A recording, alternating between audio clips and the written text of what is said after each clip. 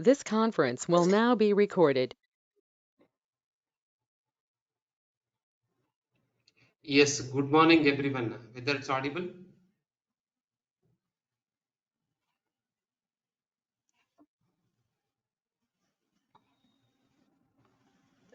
Yes, whether it's audible? Yes, Yes, thanks a sir. lot. Yes, thank you. So today here we are for physical design, right? Advanced course, right? Advanced course demo, right? At the first class. Today we are present here for physical design advanced course or demo session. Right? So you people have already completed all the basics. Now you are present in the demo for physical design. So when I want to start about physical design, right? Before starting physical design, I want to talk about IC. What is IC? What is meaning of IC? Integrated, right? Circuit. This integrated circuit, it is this integrated circuit. It is fabricated fabricated in foundry. Where this integrated circuit is fabricated? It is fabricated in foundry. Everyone knows this, right? What is foundry? Foundry is a place where IC is fabricated. Foundry is a place where IC is fabricated.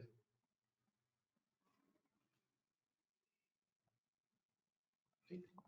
Foundry is a place where IC is fabricated. So fabricating IC is not so simple. Right? It's not so simple. Fabricating IC is not so simple. Fabricating IC requires a huge investment. Right? So what is IC? IC is nothing but integrated chip like this, right? The entire circuit is presented under single die, single silicon die. This is called as IC. This is IC.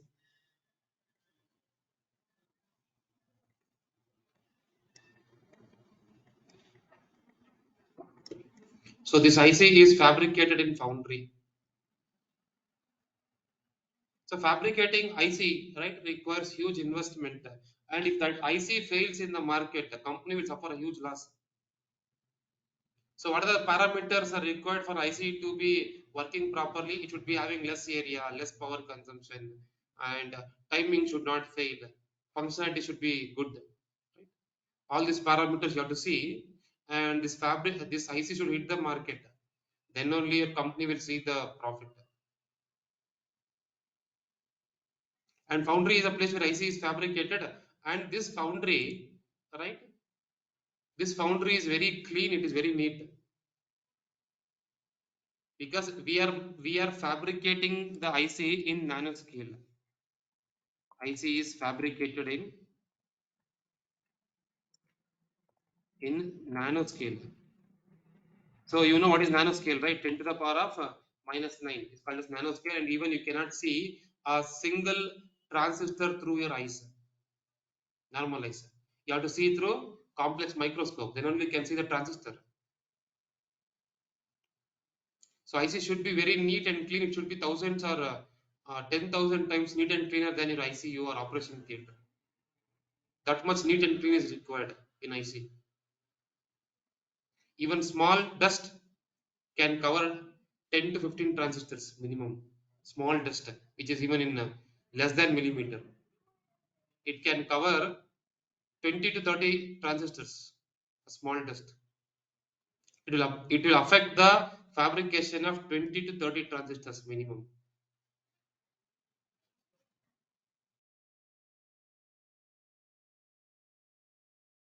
Right?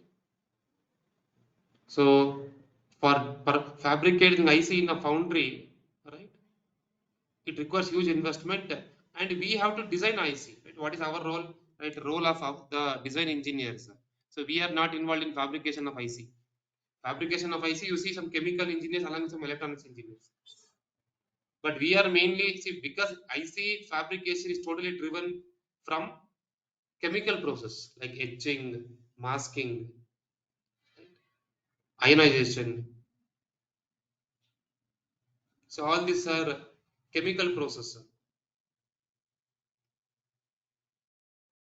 So as IC requires huge investment, and you cannot, you should design IC in very good ways so that IC is not failing. IC should never fail in terms of power, in terms of functionality, and in terms of timing. It should never fail. So you have a mobile phone. You will purchase that mobile phone only if it's consuming less power. If your battery is draining very fast, you not purchase that. Then what is physical design? First we discuss what is physical design. What is physical design?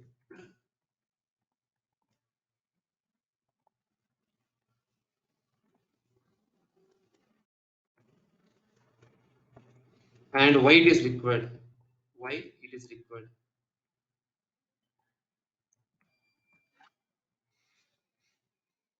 Right? To understand what is physical design or why it is required, so you should go through ASIC design flow. So probably you will be knowing ASIC design flow. What is ASIC design flow? But I will cover most of the terms in depth in ASIC design flow. You already know about ASIC design flow. Everyone is already studied it from the basics to now, and even it's covered in CMOS basics also. Right? You have to understand ASIC design flow. So when I talk about ASIC design flow, right, this is ASIC design flow. So we'll start with chip specification. You will do design entry through Verilog or VHDL, RTL synthesis, partitioning of chip, right? Then design for testability insertion, flooring, placement, CTS, routing, and final verification. So ASIC design flow starts with what? It starts with specification.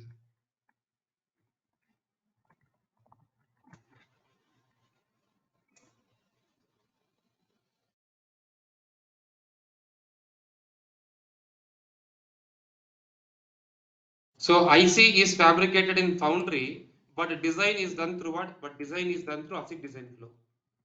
Design uses digital design generally, right? Most of the digital design uses what? Design uses ASIC design flow. So we are involved in what? We are involved in design. We are not involved in fabrication. We are involved in design. So ASIC design flow, right? First it starts with the specification. Right? So what we do in specification? So I have a company, right? And I have the company, and I want from my client, right? I want what type of IC I want to fabricate, or I want to design. Sorry, not fabrication. What type of IC I want to design? In that IC, what are all the functional block you want? Like I want Ethernet module, I want memory controller module, I want like PCI controller module, peripheral controller module. I want RISC core processor in that. So first, if in the specification, you will take what are all the functional blocks required. So there is a chip architecture team, right? A chip architecture team along with the management team, right? Marketing team, all these teams, right? What they do is they will first take the specification of a chip. The specification of a chip is nothing but what are all the function blocks required and expected, right, or frequency of operation. So how many clocks are there, right? And what is frequency of operation?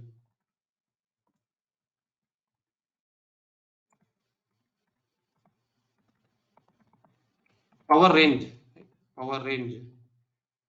What is the power required, right? Power range. Next is voltage. What is the voltage we are using? Voltage range. The chip should be see chip should be operated with what voltage range? I thought you can specify.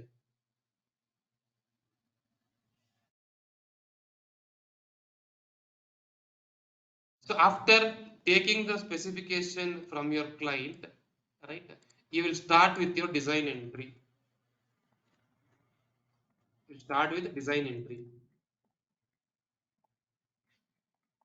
So design entry is done through Verilog or VHDL. Design entry is done through what? Verilog or VHDL.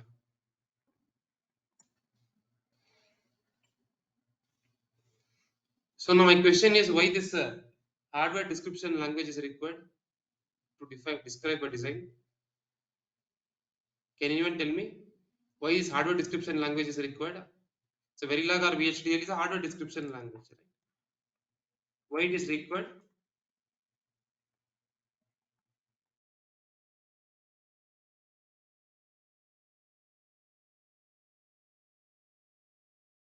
Yes, sir. Can anyone tell me why this Verilog or VHDL is required? Hardware description language. Why it is required?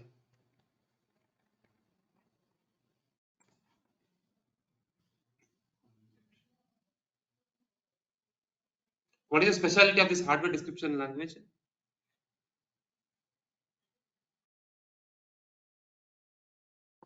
See this HDL means Verilog or VHDL. So HDL will allow the designer to describe to describe to describe the circuit in behavioral form.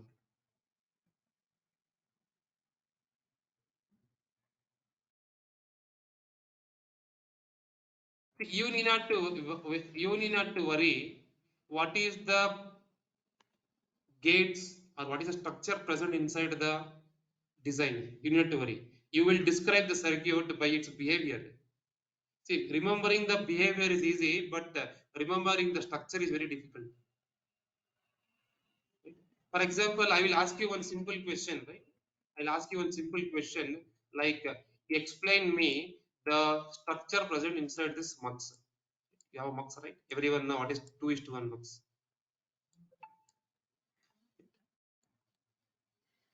What is the circuit present inside 2:1 mux?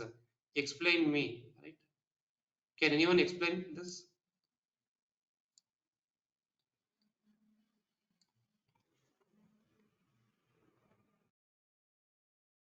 Yes. Can anyone explain what is the circuit present inside this mux? You already studied about digital, right? It's few can do that. Right? Few can do that. But if I ask the same question like explain the behavior of this mux, can you explain this? What is the behavior? So you have select line, right? And you have output. If select line is 0, what output will take? I naught. I not. If select line is 1, what the y will take? I 1. I1.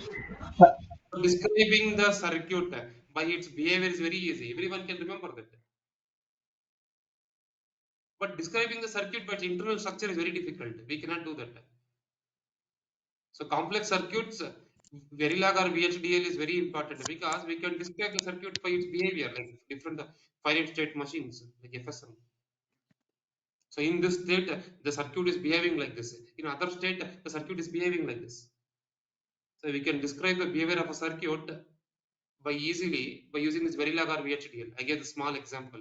Even I can give the small same example of D flip flop. If I ask the internal circuit of D flip flop, you cannot tell. But you can tell its basic behavior, right? Whenever you get positive edge of clock, Q is going to take what? Q is going to take D. So behavior is easy. So this behavior you can easily code, right? If you talk about right your Verilog, just I use Verilog, right? How to capture the behavior, the same behavior of mux. If I take right, if how to capture behavior if s equals 1. Right? Sorry, I am using different languages. So s equals one tick binary, 1, or one tick binary 0. If select line is 0, what is your output? Y equals what? Y equals I naught. Else what is Y? Y equals I1. So I1. describing any I1. yes, Describing any circuit based on its behavior is very easy. So in Verilog or VHDL, we have if statement, we have case statements, we have always block. So all these things you can use and you can describe the circuit easily. You can describe the behavior of a circuit easily. You can implement different FSM, finite state machines, and you can describe the circuit very easily.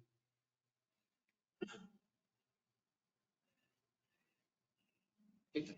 For that reason, we use what generally Verilog or VHDL to describe the circuit in its behavioral form. So this Verilog or VHDL can be used only for digital circuits. We cannot use for analog circuits like amplifiers, phase lock loop, op-amp. These are all analog circuits. We cannot describe analog circuits by using Verilog or VHDL. That is a separate team, full custom design team. They will take care about that. So what we do is,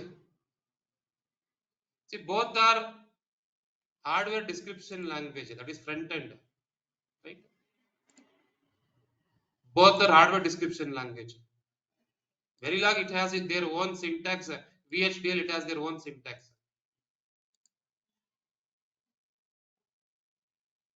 I think probably one of the language you would have learned in your UG classes.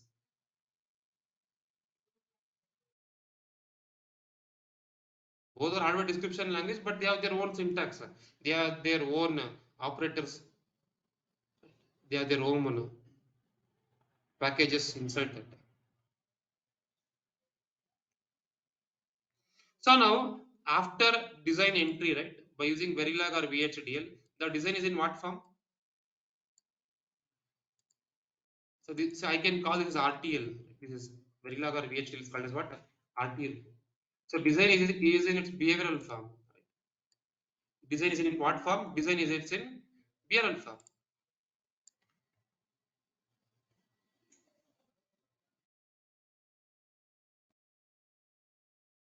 So as design is in the behavioral form, right? This foundry cannot understand. Right? Foundry cannot understand this behavioral modeling. Right? Foundry can understand only layout like this. Foundry can understand a layout of a cell. So everyone know what is the layout, right? Foundry can understand only layout. Right? In the layout, you have different layers. Like this is a metal layer. What is this? Metal. VDD. It is VDD. Red color is what? Red color is polysilicon. And yellow color is P plus region. Correct? And this hash color is N well. And this green color is N plus region. So this is also metal layer. It is metal. So this is a layout, right? The foundry can understand the layout of a cell. But now after design entry, right? The design is in behavioral form, not even in gate level form. Even the design is not present in the gate level form. So foundry can understand this. Foundry can understand the layout of a cells. Right? This layout foundry can understand. Foundry can't understand the behavior like this. So what is the next step is after design entry, after writing the program, so we go with functional verification. We go with functional verification.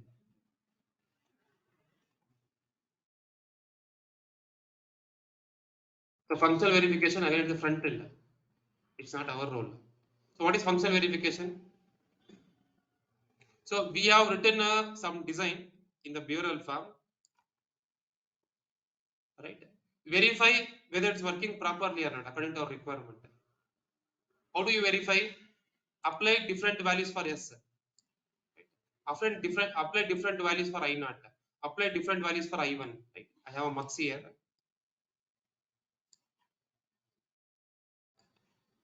I have a mux.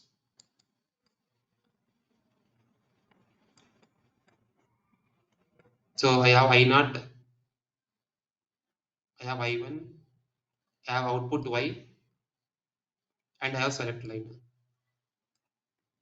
We have select line. So what I do is I apply different values for each input. For I1 I apply 0. For I naught I will apply 0, I1 I will apply 1. For S I will apply what? 0. What should be my output? What should be my output? 0. Because when S is 0, Y will take what? I naught, right? I naught is 0, Y is also, Y should be 0. S has 1. What should be my output? I1. So like applying different test vectors, inputs and outputs, right? For say applying different test vectors to the inputs, sorry. I apply different test vectors to the inputs. I will observe what is my output, whether I am getting intended output or not. So that is called as functional verification. Right? Whether my circuit is behaving as per my requirement or not. Apply different inputs for apply different test cases for the inputs. Right? That is called as functional verification. So verifying functionality of a design. What is functional verification? Verifying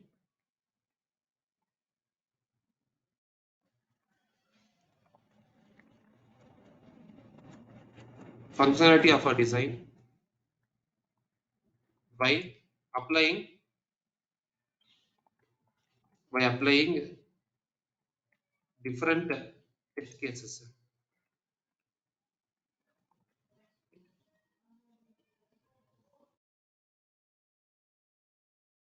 That is called as functional verification.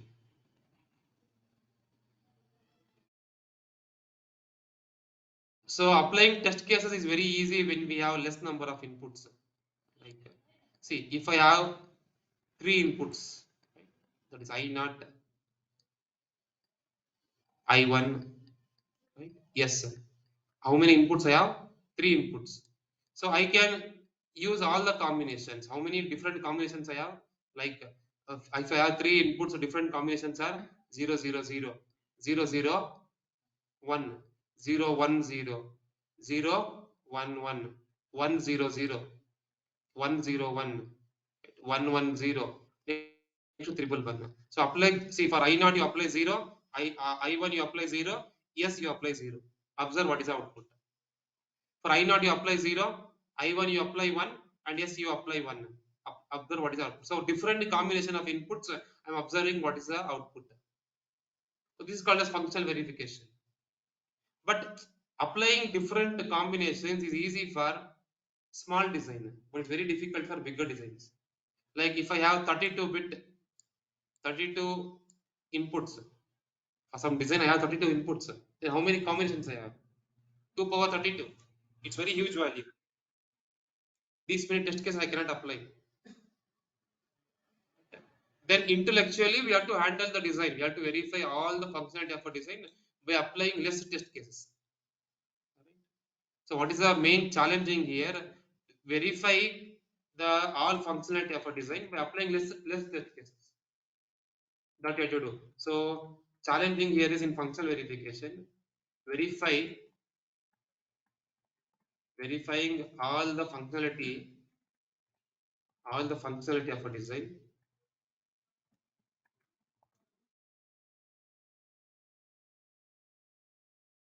with less test cases is challenging.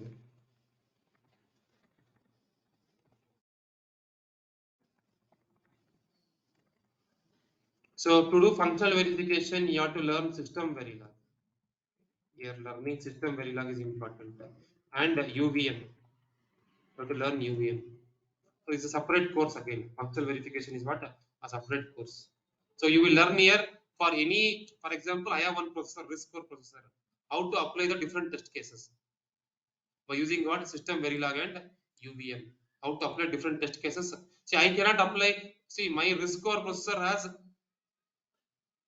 right, 200 inputs, more than 200 inputs. So if I want to cover all the functionality means the total combination is what? 2 raised to power 200. I cannot use all the combinations to test the processor. So how to test the processors? RISC-core processor by using less test cases that you are going to learn in functional verification by using system Verilog and UVM. universal verification modeling or method.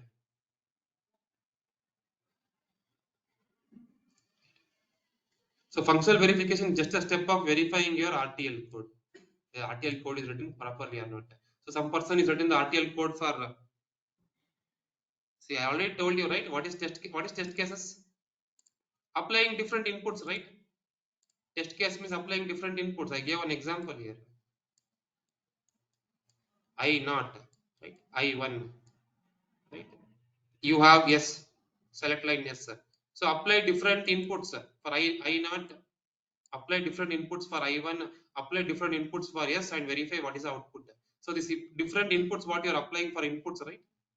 Different values what you are applying. For example, during first cycle I will apply I1 as I not as 0, I1 as 0, and select line as what?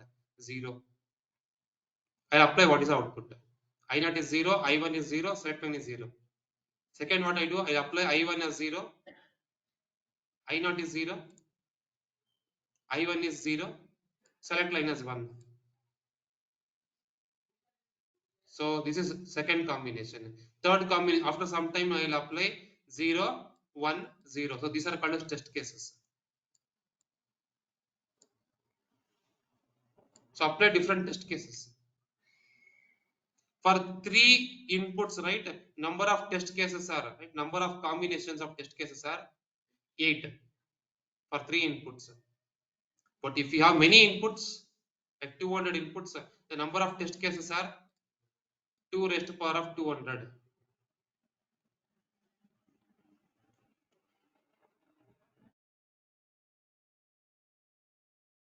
2 raised to power of 200.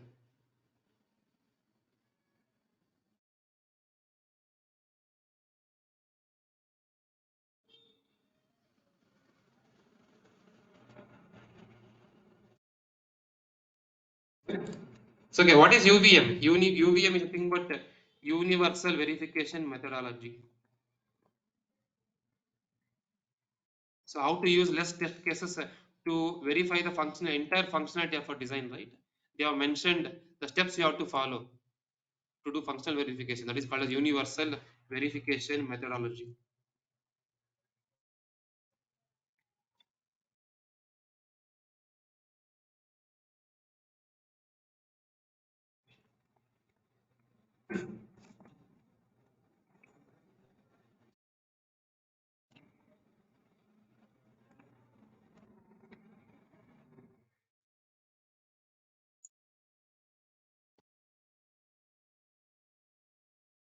So now, after this, right, after functional verification, the design is in what form? Can anyone tell me? After functional verification just a step, but design is in what form? This design. Yes, it's in the Verilog form, but in what form? It's in the behavioral form, right? It's in the Verilog form, no doubt, but it is in the behavioral form. So next what we do is, right, you will convert into gate level form. This behavioral no one can understand. So this is the this whatever we have here, this RTL code, small RTL code, what I've written, this will be converted to what? This will be converted to mux. So if I have any Boolean expression, right, like y is equal to y in this RTL, if I have any Boolean expression, a or b, right, and with c, right, this will be converted to gate level form. What is the gate level?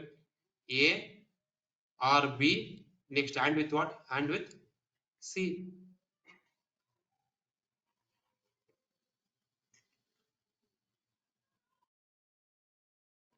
Right? So that is called as a synthesis. Right? Next is synthesis.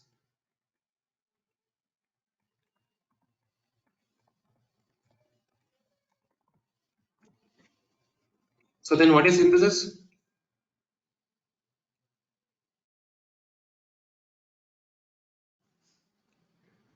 Converting converting RTL into gate level netlist. Gate level netlist. is called as synthesis.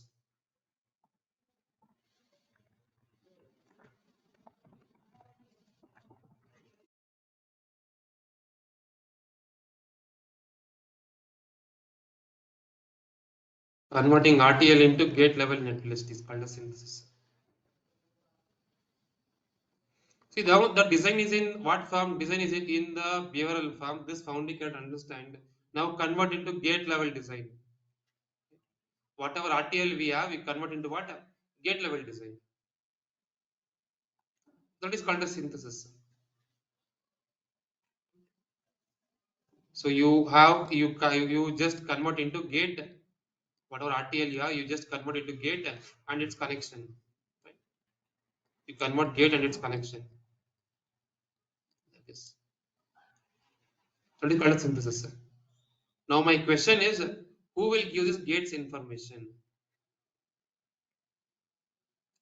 My synthesis tool has to convert into gate, right? Gates. It has to convert into gates. There is a synthesis tool. Conversion is done by synthesis tool.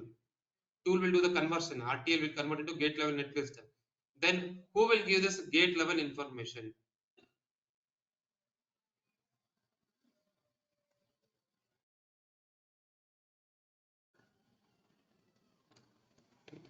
So what inputs for synthesis? Inputs for synthesis.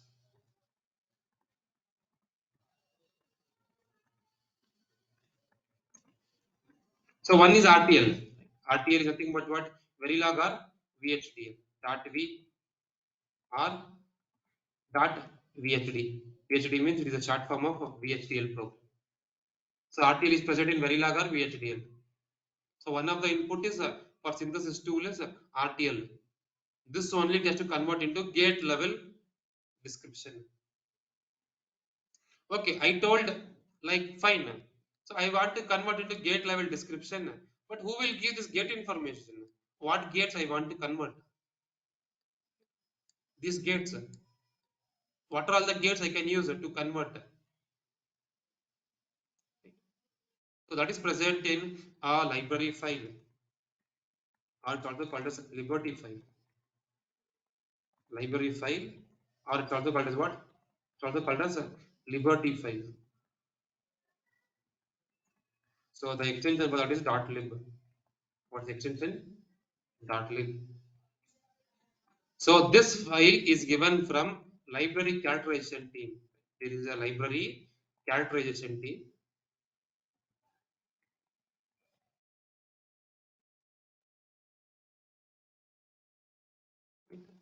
There is a library characterization team. They will give this file, liberty or library file. Then what is present in this file? Liberty or library file.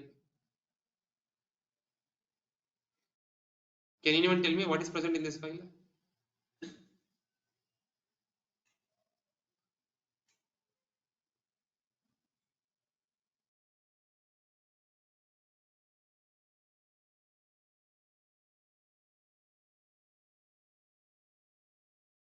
See, for all the standard cells, what do you mean by standard cells?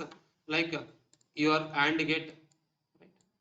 AND gate, NAND gate, NAND gate, NOR gate, OR gate, XOR gate,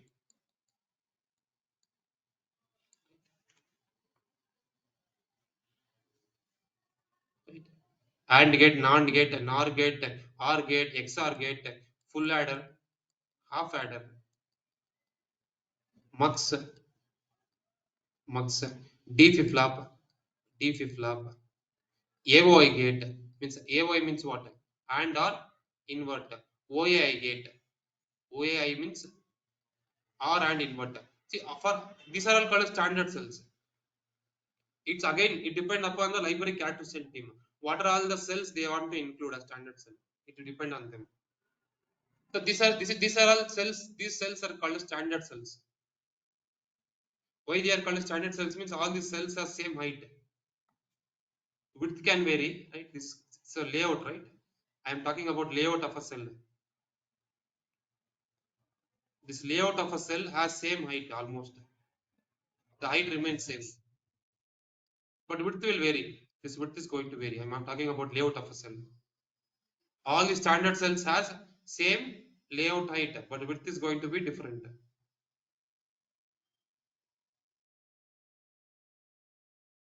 So library characterization team, what they do is for each and every cell, right, like AND gate, NAND gate, NOR gate, OR gate,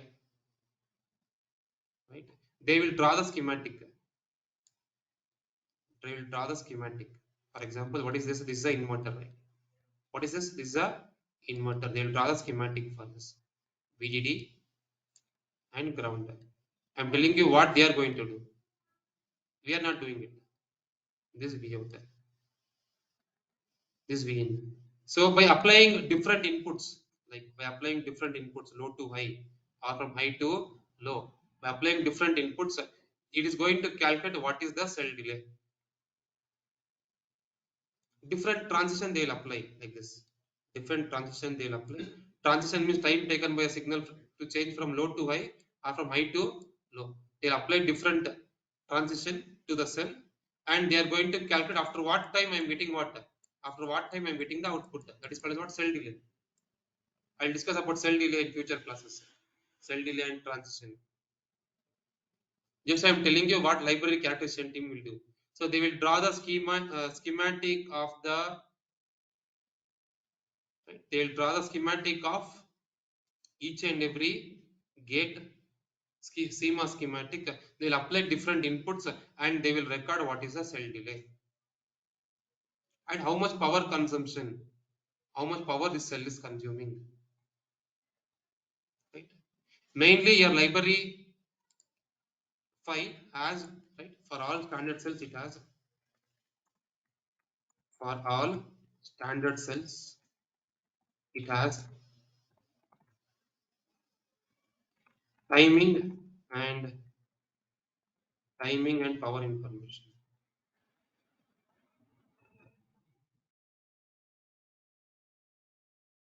What it has? Timing and power information. For example, take one AND gate. See, these standard cells are, this library file is mapped to technology. This library file has cells for particular technology. See, I told you, right, the library characterization team, they are going to draw the schematic. Schematic they are going to draw. This is PMOS and this is NMOS. They are going to get the spice models for this. PMOS spice models, they are going to get NMOS spice models. And these spice models, they are going to get for different technology. Like 28 nanometer technology, I'll get different spice models. 14 nanometer technology, different spice models.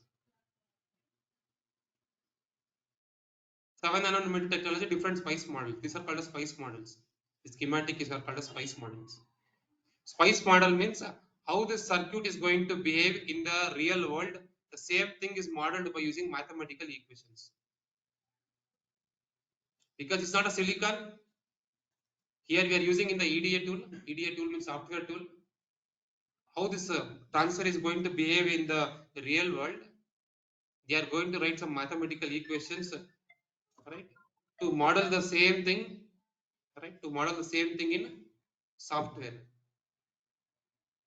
That is called a spice model. So library file is generated for particular technology. If technology changes, a library file is going to change. Same library file cannot be used for different technologies. So what do you mean by technology? Can anyone tell me? Yes, can anyone? For example, I will call it as 14 nanometer technology. What is the meaning of 14 nanometer technology? Channel length. Yes, it is channel length. Distance between source and drain is called as what? Technology. So the cell characterization team is going to get different spice models for different technology. So library file, right? It is technology dependent. It's not technology independent.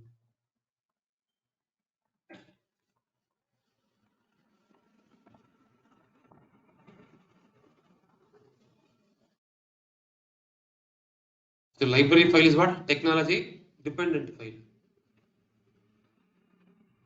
So what is library file consists of? For all the standard cells and macros. Macros are complex designs. For all the standard cells, it has what? Timing and power information. I have AND gate. How much? What is the delay and what is the power? I have D flip-flop. What is a delay and what is a power? So you're going to see about this library file in depth later. I've told you in short form. So this library file is important because ultimately my synthesis tool should convert this RTL into cells present in this library file. Right? For that reason, library file is important. So next is you have third thing you want is HDC constraints.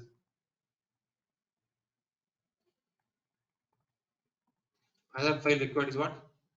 HDC constraints. See, my synthesis tool will convert this RTL into gate level design, right? Gate level design. I'll tell you what is meaning of netlist later. It's going to convert the RTL into gate level design. But conversion, if I don't mention any constraints, conversion is very easy. But if I mention the constraints, conversion becomes very difficult. So in HTC constraints, what constraints you give? You will give timing constraints.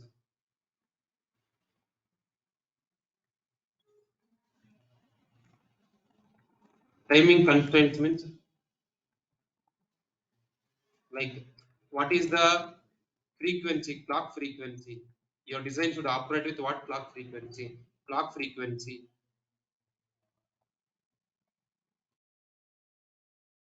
And you have like set input delay, set output delay. You have what is the rise time, what is the fall time. So all this information you learn in depth later. But for the time being, you can understand that clock frequency is very important. Means the synthesis to be done from RTL to gate level to meet this clock frequency. To meet this clock frequency. So for example, I have given the clock frequency as 500 megahertz.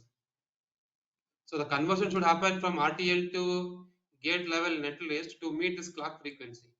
I have to meet this 500 megahertz of clock. In such a way that I have to convert what? I have to do the synthesis.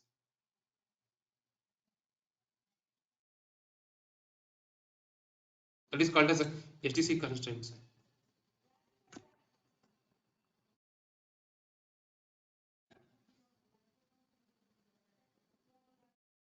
See, if there is without constraints, if we want to do anything in VLSI, it is very easy. But if we have a constraint, it is very difficult. Just I'll give you one example. Right? I'm already giving it. So if I tell, right, or if your parents tell that go to VLSIGuru and come back, whatever method you want to use. If they tell it is very easy. Book a cab, come here and go back. Book a cab. Simple. But if father tells that go to VLSIGuru and come back only with 15 rupees, then it's very difficult. You have to plan which bus you have to board. You have to come by some BTS bus, which bus you have to board. You have to walk for a few distance and you have to go back. So the problem happened here is, right? Problem happened here is the constraint. 15 rupees is a constraint. So you have to complete your journey only with that constraint. So here also, I convert RTL to synthesis and netlist is very easy. But conversion, uh, make the conversion to meet this clock frequency is very difficult. Then my synthesis tool has to put lot of efforts. Even engineer has to put lot of efforts for meeting this clock frequency. So to verify whether it is meeting this clock frequency or not, there is analysis called as setup analysis. Generally, to verify whether it is making this clock frequency or not, we have analysis called as what? Setup analysis. So we will do setup analysis for this. Setup and hold analysis. We will do that.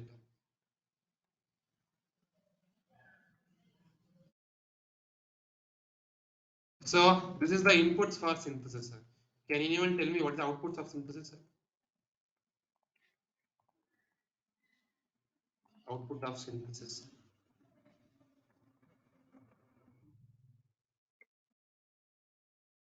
Yes, what do you mean by gate level netlist? This gate level netlist, right?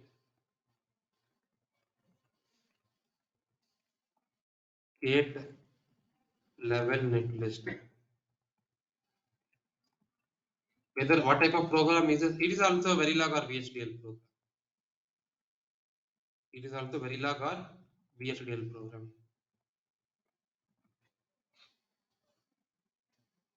But what is the difference here? RTL is also Verilog and gate level netlist is also Verilog. Then what is the difference between both? See, RTL is general in the behavioral form, but gate level netlist is only the structural form. So gate level netlist has only gates and its connection. That's it. It has gates and its connection. Only this information. It's not having any other behavioral information. It should not have any assigned keyboard. It should not have any always block. It should have only gates and its connection. That's it. That information should be present in the gate level netlist. Even that is also a very lab program. Just I'll give you one example here. Right?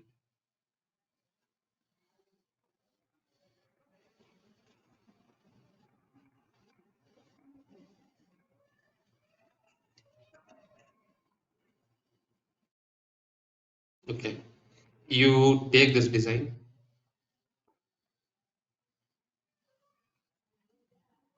Take this design, and here I have one. Here I have two ports. The port is A, B, right? And these two ports are connecting to an AND gate. So this net name is also net name means what? The object which is used to connect the port to gate or gate to gate is called as what? Net. I have one AND gate. Just I'll give you a simple example. I have one AND gate. This is A1 pin. This is what? A2 pin AND gate. This is what? Y pin. And this net is A net. This net is B net. And after this you have one OR gate. After this you have one OR gate. So here you have OR gate, you have A1 pin, A2 pin. This A2 pin is connecting to one port, that is C port, and this is called a C net. Right? Here the connection between first AND gate and next OR gate, right? It is this net is called as N1 net. So there should be net name, right? Net name is N1 net, and this is connecting to one inverter, and this inverter is connecting to one output. The output is Y, and this net is also Y, and connection between this sorry, I did one small mistake. Inverter, I tried to pick. I have one inverter. It's connecting to the thing. Inverter has A pin as input, Y pin as output. Net which is connecting to inverter and sorry, OR gate and inverter. Here it is having output pin Y, and net is N2 net. And this port is output port is Y, and here it is also Y net. So now this is the gate level net list. In the gate level net list, I have one AND gate. In the library, this AND gate name is AND. In the library, the .lib file, this AND gate name is AND2. This OR gate name is OR2, and the inverter name is INV. Library file we have, right? In the library file, you have the names of these gates. The name of the gate in the library file is AND2. 2 indicates 2 input AND gate. If AND gate is having 3 input, it will be like AND3. So R2 means 2 input OR gate. Inverter is always only one input, so we are not mentioning how many inputs it is. So along with this is called as library names. All these are called as what? This is called as what? This is called as a library name or a reference name. What is this called as? Library name or reference name. And this name is present in which file? This name is present in library file. Along with this name, my synthesis tool will also give one name that is called as instance name. It's called as what? Instance name. So for this AND gate, the instance name is U1. Because in the design, I may be having different AND gate. From that AND gate to this AND gate, if I want to bifurcate or if I want to have a difference, then I have one instance name. Like we have initials, right? I am Deepak. My initial is S. There will be some other Deepak. His initial is P. From this Deepak to that Deepak, we have to bifurcate, right? So like that, my tool will give one instance name. Instance name is U1 for this AND gate. For this OR gate, the instance name is U2. For this inverter, the instance name is what? U3.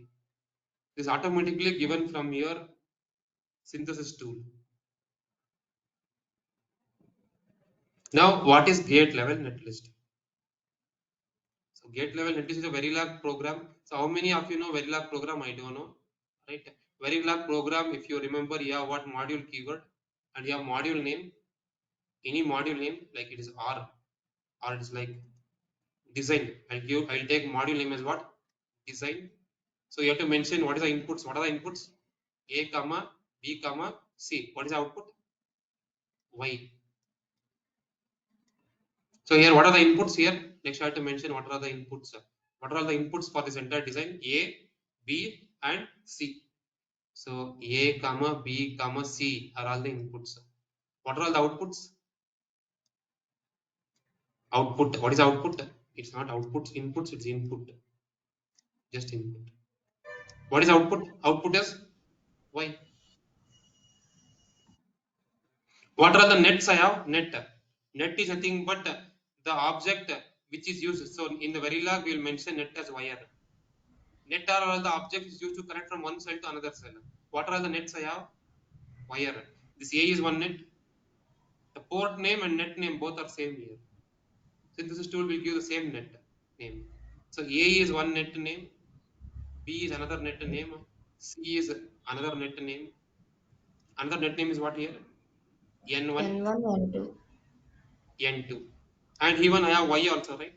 Y is connecting from output of inverter to output port. So Y net.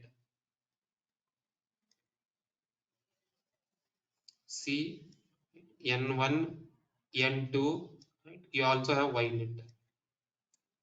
So my design, I have declared what are the input, what are all the outputs, and what are all the wires. Next, I want to do the cell declaration, right? And gate. What is the first? What is the first cell I have? What is the first cell name? And two. First cell name is and two. What is the instance name? U1. Mention the instance name. So first you have a library name. Next you have cell name. The instance name is also called as what? Cell name. This is called as library name or a reference name. The instance name is also called as cell name.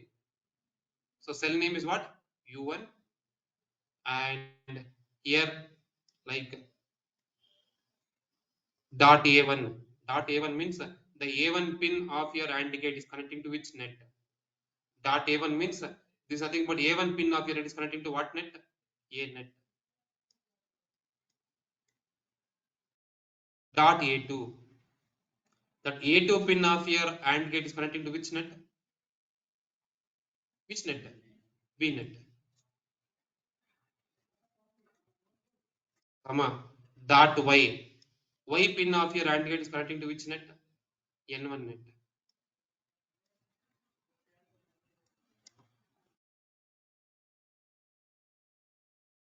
It is done. So I have reference name, cell name, and port mapping. This is called as what? Port mapping. So what is next? Which gate I have? OR gate, 2 input. What is the instance name? U2. So dot A1. A1 is connecting to which net? N1 net. A2. Dot A2. A2 is connecting to which net? C net. Comma. Dot Y. Output is connecting to which net? N2 net. So what is the third cell? Inverter. What is the instance name? U3. So it has only two pins. A pin is connecting to which net? N2 net. Y pin is connecting to which port? Y port or Y net.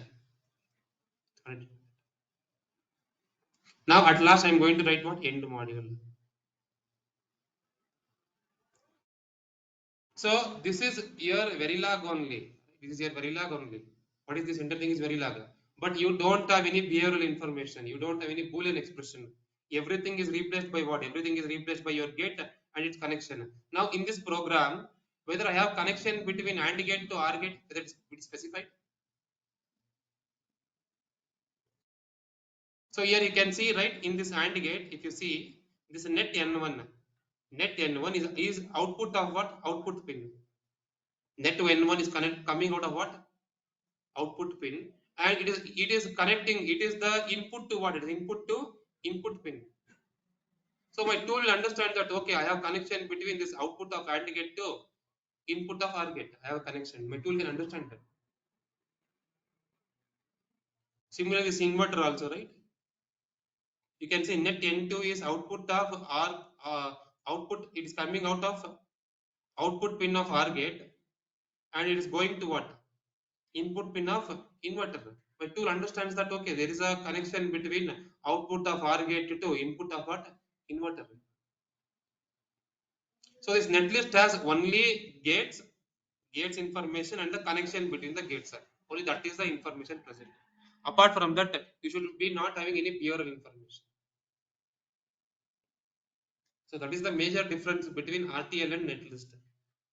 In RTL you have behavioral description, but in the netlist you have only gates and its connection in the structural form. Second thing is RTL is independent of technology. Right? The RTL, whatever RTL what I am writing, it's not dependent on technology. I will not write RTL. It is for 14 nanometer, 28 nanometer. I'm not writing it. Right? RTL is independent of technology, but gate level netlist, right? It is mapped to technology. Mapped to technology. The information present in the netlist cannot be used for some other technology because the cells present here is taken from which file? The cells which we are using here. You can see this AND gate, OR gate, inverter. It's taken from which file? Can anyone tell me? Yes. Online, can anyone tell me we are taking from which file?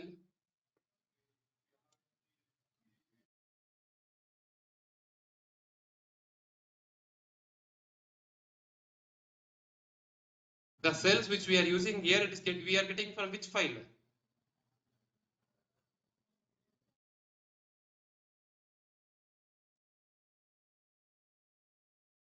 Yes, we are getting from library file .lib. And I already told you .lib is what? It's already for particular technology. That is for 14 nanometer. .lib is generated for 14 nanometer, 20 nanometer. It is not independent of technology. So here cells present is for particular technology, right? These cells is for particular technology. So I can tell that gate level netlist is mapped to technology. Means gate level netlist for 14 nanometer cannot be used for 20 nanometer. I cannot do that. A 20 nanometer gate level netlist cannot be used for some other nanometer. So gate level netlist is mapped to technology, but RTL is independent of technology. The same RTL I can use to synthesis for 14 nanometer, 28 nanometer, or 7 nanometer. That is the difference between two major difference between RTL and gate level netlist is RTL has behavioral description mainly, but gate level netlist has what? Gate and its connection. That's it. But RTL is independent of technology, but gate level netlist is mapped to technology. This is independent of technology.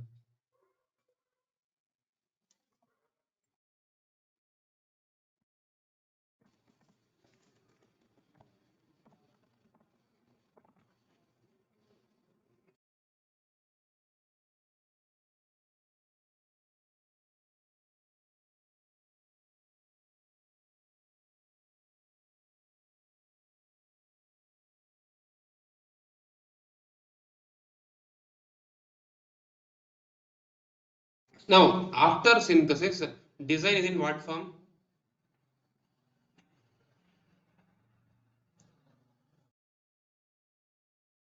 Design is in the gate level form or structural form, but still it is not in the layout form. Even this gate level form, my foundry cannot understand. Foundry can understand only the layout like this, right? Foundry can understand only the layouts. This layout foundry can understand. But now the design is in what form? The design is in gate level form. Even this cannot be understood by foundry. Then we are responsible for creating this layout information and connection between these layouts, physical design. But before this physical design, we have one more step called as right E. One more step called as DFT. DFT stands for design for. This is very important topic. Don't ignore it.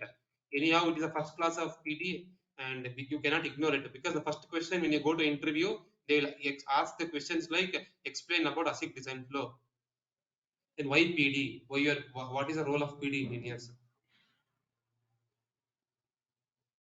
So general question every time they ask is explain ASIC design flow. So all these things you have to explain in ASIC design flow. So next is a DFT, design for testability.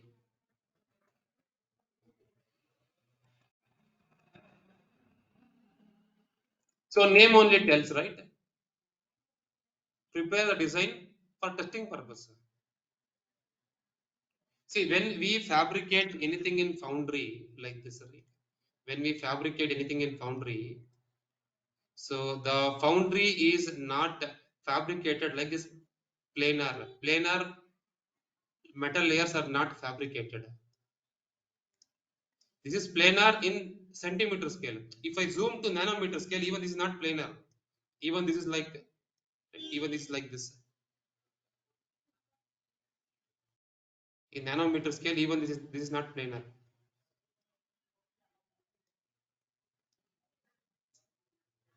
So metal layers are not planar, right? Even they are fabricated like this.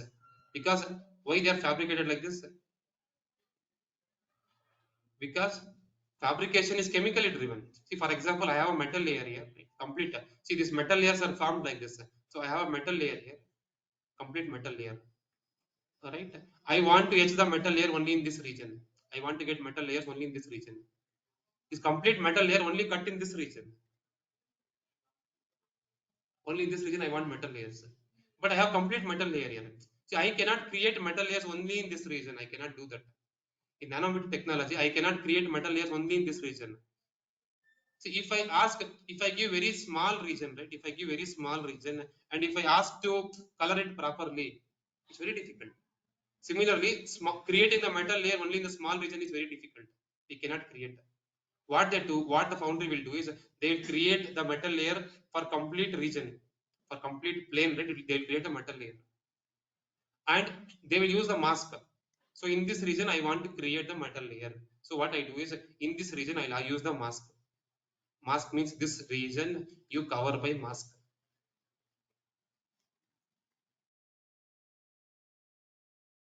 This region you cover by what? Mask.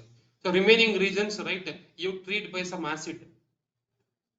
Metal will melt away if you treat with high concentrated acid. Remaining regions you treat with acid. When treating with acid, right, the metals are not planar. So after they etched, their metals are like this. They're not planar. So there is a chance that these metal layers may get shorted here. So here you see this metal layer here is very small. Metal layer is very small here. When I apply real voltage, this metal layer may melt away because of high current. If I pass high current through this metal, here it is okay because of more width. Metal can carry more current. But if the very small width, metal cannot carry very high current. So this metal layer will melt away. In this region, metal layer will melt away. This is the concept of fuse what we use in home, right? Home you see fuse. We use small thin wire there. If any high current flows, the thin wire will melt away. It will become open circuit. In the fuse, home we have fuse, right? Similarly, here also it will break away. This metal layer will break away. So it will become open circuit here. Here we are seeing short. So this type of mistakes may happen in foundry when they are fabricating. So if they prepare 100 chips, 60 chips will get validated, 40 chips they will throw away because of not working properly. Then I have prepared a chip, right? For example, I have prepared some Ethernet control module. Ethernet module I have prepared to test that I cannot connect antenna, I cannot test it. or I have prepared some mobile phone chip, transmitter and receiver. I cannot connect that. I cannot test the chips by connecting antennas. I cannot do that. After chip is fabricated. So after chip is fabricated, what I do is after chip is fabricated, what I do is, so I have a chip here. I apply different inputs to the chips through some ports. I apply different inputs. I will verify what is the outputs. These outputs I will verify with pre-recorded outputs.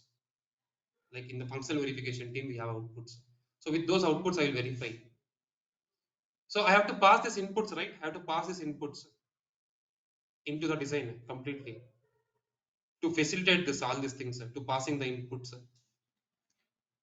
to facilitate this. So this design for testability team, they will add some extra logic.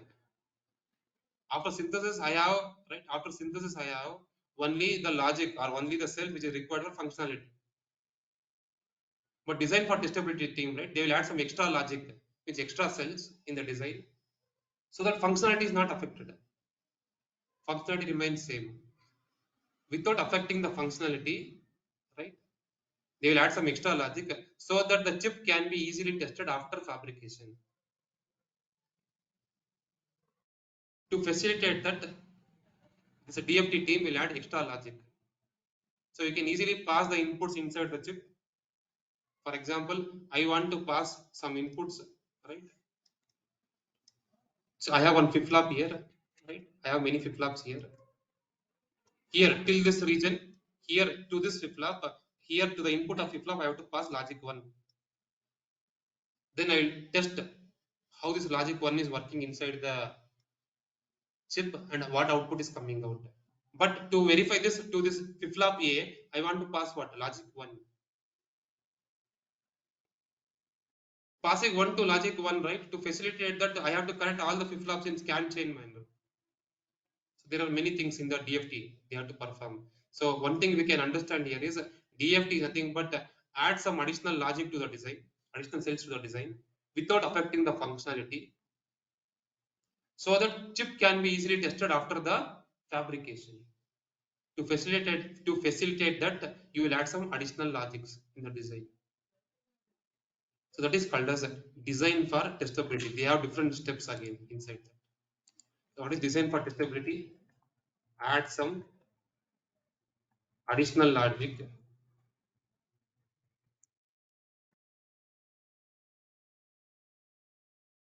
additional logic to design,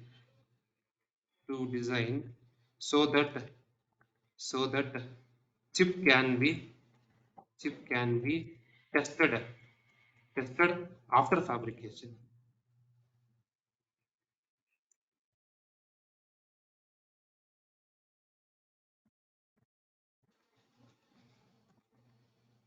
That is the role of DFT.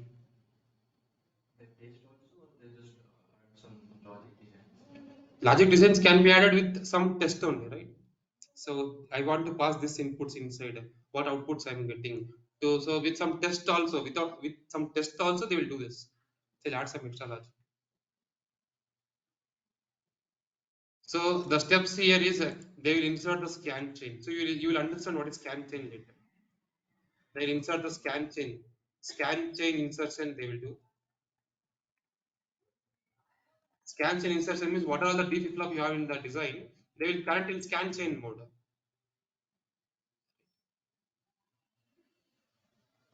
Yes, obviously it will make right chip more complex, but you have to test it. See, if you send the chip without testing, for example, I am sending the chip to the mobile phone fabrication unit without testing. They have already installed in mobile phone that is reached to end user.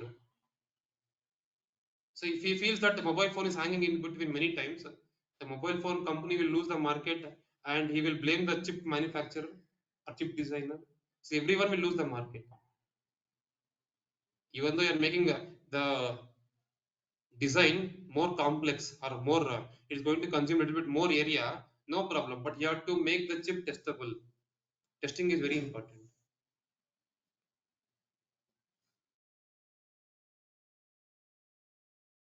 So first is like you will go with scan chain insertion. Scan chain insertion. Next is built-in self-test, BIST, built-in self-test.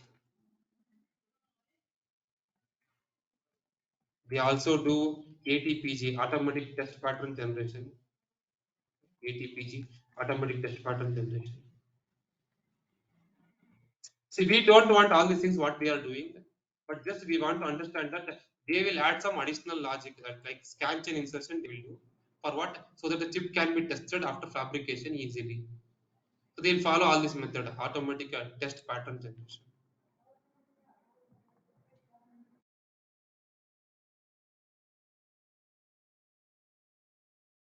So inside the chip only they will insert some module so that it automatically tests the some automatically it is going to send some test pattern.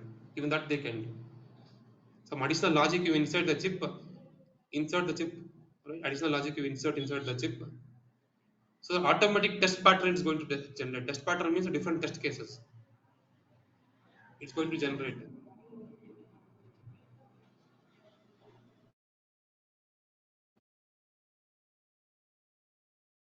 Right. So these are the different methods what they use to make the chip ready for what testing purpose.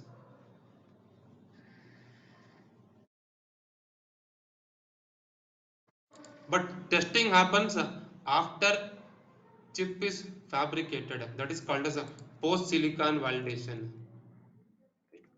It is called as chip is tested after right. Chip is tested after fabrication. Right.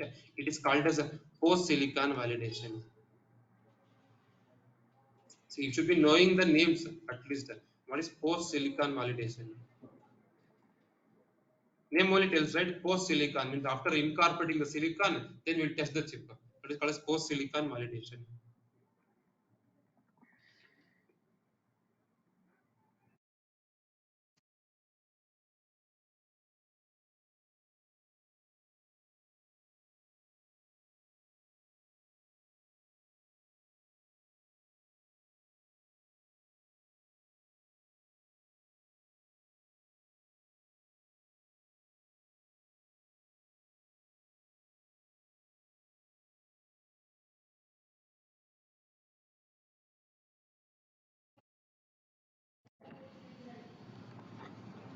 So after DFT, right, next comes a physical design.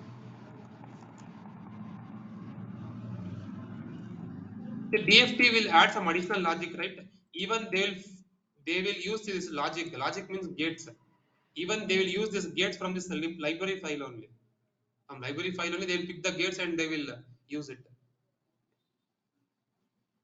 Right. So next comes right physical design.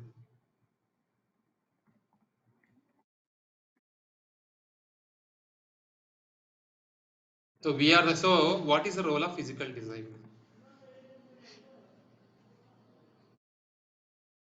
The role of physical design is so after DFT or after synthesis, the design is in gate level form, right?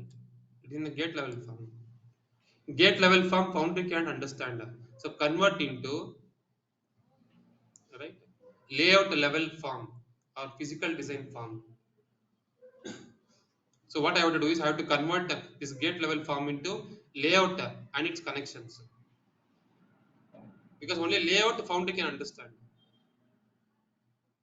The gate foundry can understand. So that is the role of physical design engineers. So physical design is what converting gate level design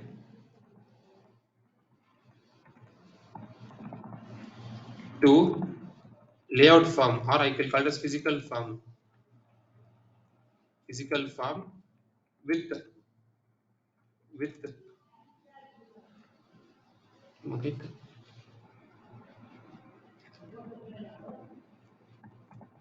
timing and power optimization.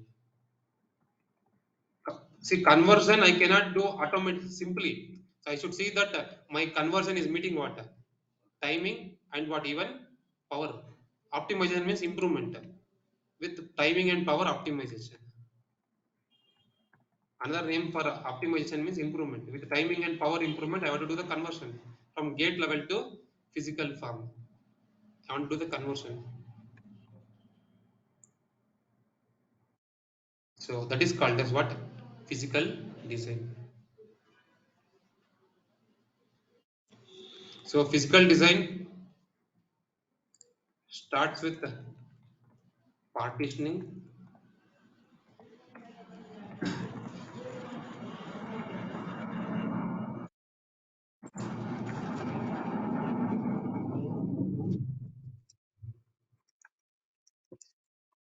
You start with partitioning, right? Read inputs. Next you have floor plan,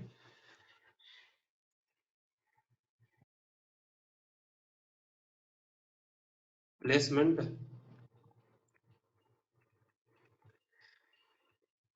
CTS, routing, right? Routing. After physical design, right? You have synaptics. You will complete with synaptics.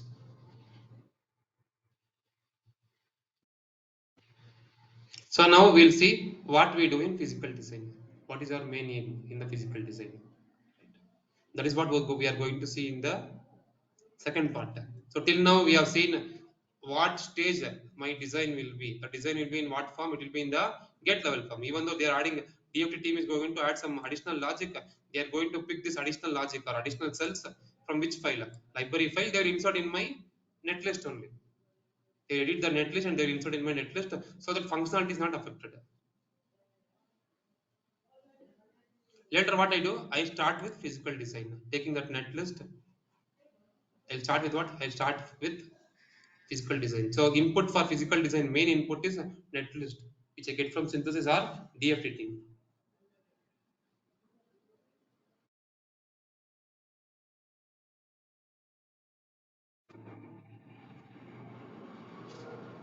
Right. So we'll take a break now. Right. Now time is 11:40. So we'll take a break till 11:35. So we'll continue back at 11:45. So we'll take a 10 minutes break. We'll continue again at 11:45.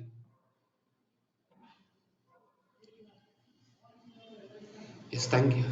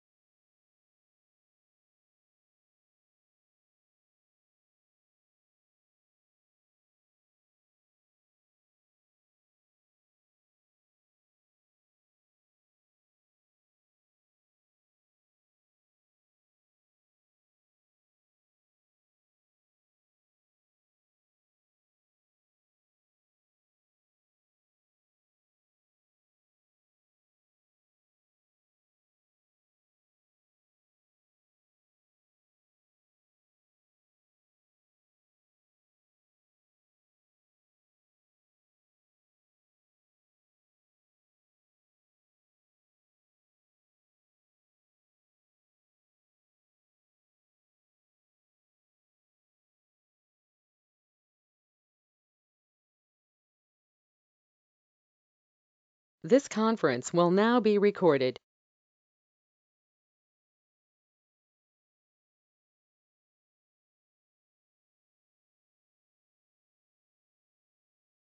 Okay, we'll continue now again.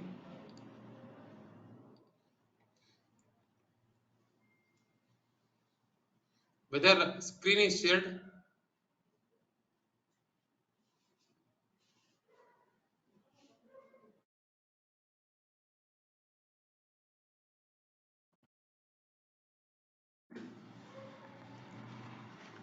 So first is partitioning. Generally, we will not do partitioning, right? The chip top will do the partitioning. So what is partitioning means? You have a full chip like this. Partitioning means you have a full chip. Right? This is full chip. The full chip PD cannot be done for full chip by single engineer because runtime is very huge. See, full chip will be having 10 lakhs or 15 lakh cells, and you cannot do PD for full chip because runtime will be very huge. So what your engineer will do, right? The chip top engineer, he's called a chip top, who is going to hold this full chip, right? He is going to divide this full chip into different, right? He will divide this full chip into different blocks, like this A block. This is what B block. You have again one more block called a C block. It need not be always in square shape. It can be even in, right. It can be even in different shapes like this. It can be even in like L shape or inverted L shape. This is one block. What is this block? C block. So this block is like, right, here I have one block, D block, and here I have what? E block. Right? So I have different blocks. So what is the block name? A block. Give to one engineer. He will do PD for that. So B block, full chip. See, after getting the synthesis result, my designer can understand how much total area I want for full chip. And each and every module you pick to and give you one engineer, right? A block you give to one engineer to do PD. For him, give the net list separate. If you come the bigger net list, only pick the net list for him and give to him. So B block, right? You give to one engineer. C block, give to one engineer. D block, give to one engineer. E block, give to one engineer. This is full chip. What is this? Full chip.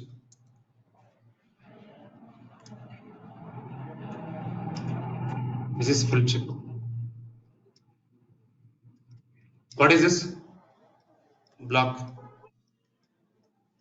So full chip is handled by chip top. They are called as what? Chip top. So block level engineer, right? Initially, everyone will work with the block level engineers. So we handle each and every block. So full chip level engineer will integrate all the blocks after when they do PD, right? After PD of block A is completed, after PD of block B, C, D is completed, he will integrate all these blocks. Right? So this is called as partitioning. This is done by what? Chip top. Chip top will do partitioning, and each and every block is given with for each and every engineer. This is called as partitioning. This image A is called as what? Partitioning.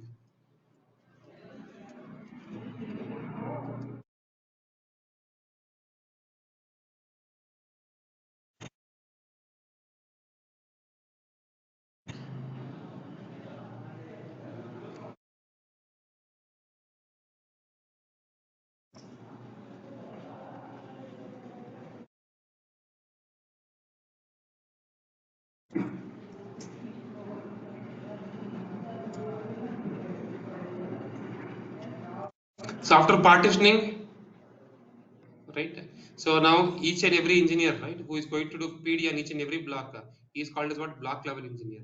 So we are going to do PD on block level. Each and every block will do for one block we will do for physical design, right? So what is partitioning? So entire full chip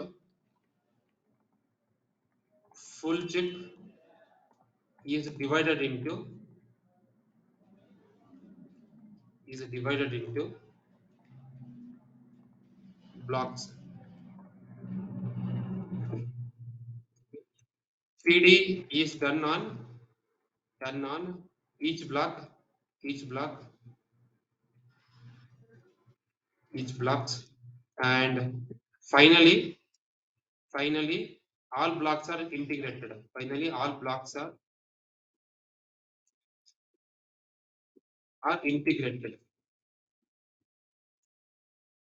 That is called as what? Partitioning.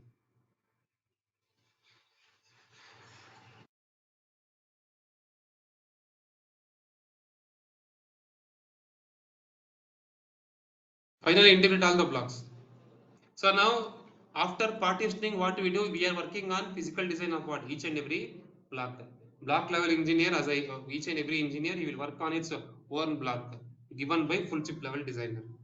Full chip level engineer will be having like 10 years of experience or 7 to 8 years of experience. So initially, we'll start with what? Block level design.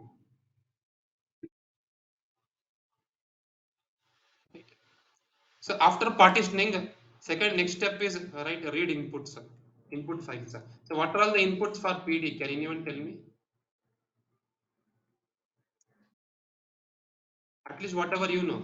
You tell me what are the inputs for PD.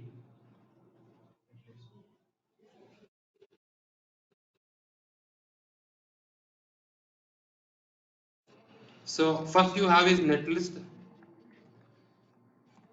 like gate level netlist. That you got from what? Gate level netlist, what it has? It has gates and its connections. Second one is library file is required anyhow, right? Because library file only has library file like .lib. What it has? I've already mentioned it as timing and power information of all the standard cells. So third thing is HDC. HDC has timing constraints like what is the frequency, what is the transition in clock transition, what is set input delay, what is set output delay. All these things I will discuss later. So I can tell timing constraints. So this much is not sufficient.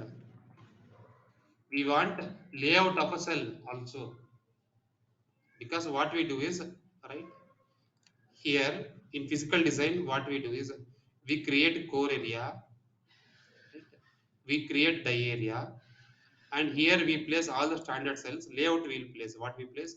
We will place all the layout. What is layout? Layout means this is called as layout, right? This is the layout. The foundry can understand only this layout.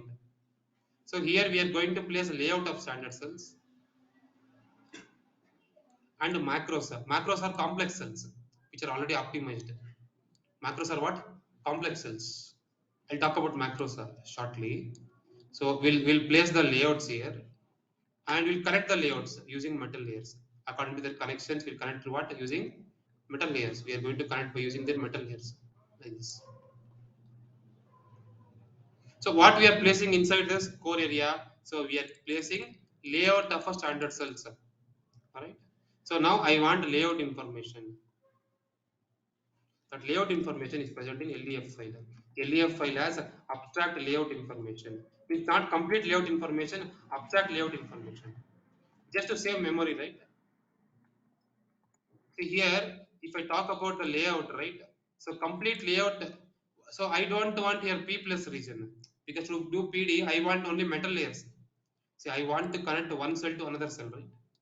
What I want, layout is already present here. I want to connect from one cell to another cell. What I want just a metal layer. For example, this cell is present here, right? I'm using this, see, this polysilicon, this P plus region, N plus region are in the ground layer. This metal is in the top layer, means separate layer, like your flyover. It is in separate layer.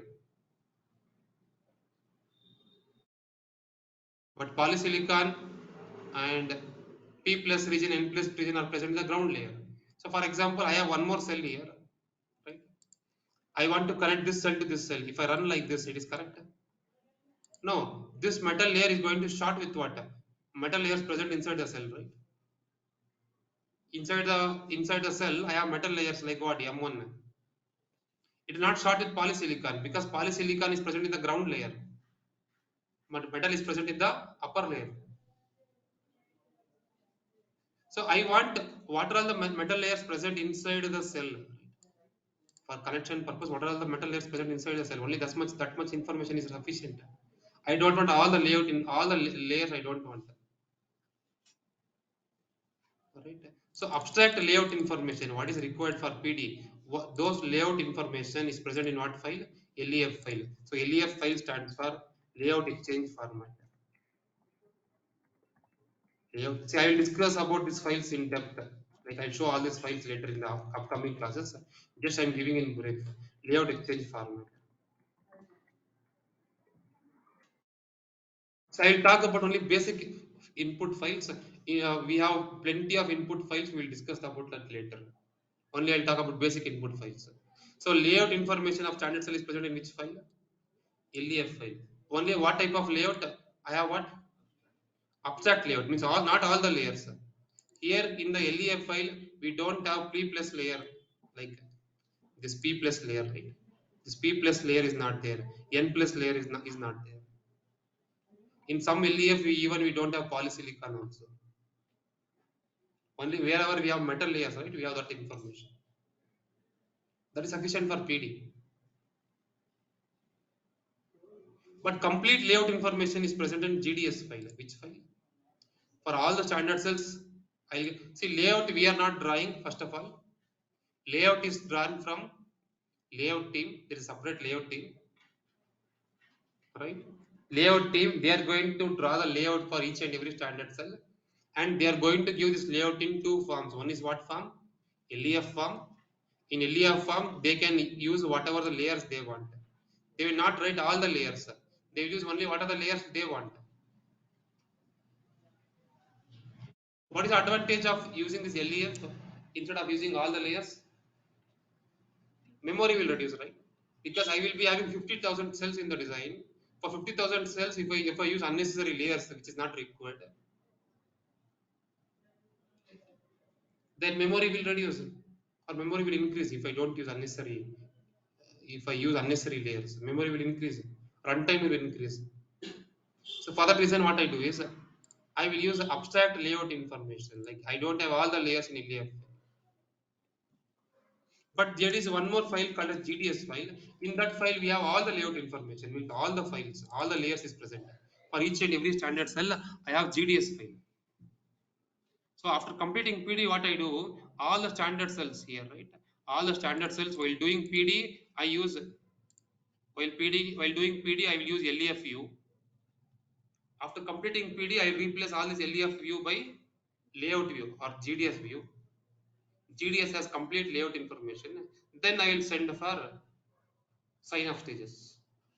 Sign off stage means final verification stages. But while doing PD, I don't want all the layers. So I will use what file? LEF file. After completing PD, replace all LEF by GDS. GDS of each and every cell.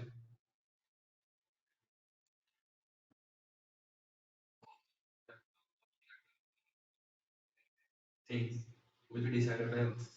No, no, it's already decided by the top team or from the there is some CAD development team. They will decide that what layers they have to use.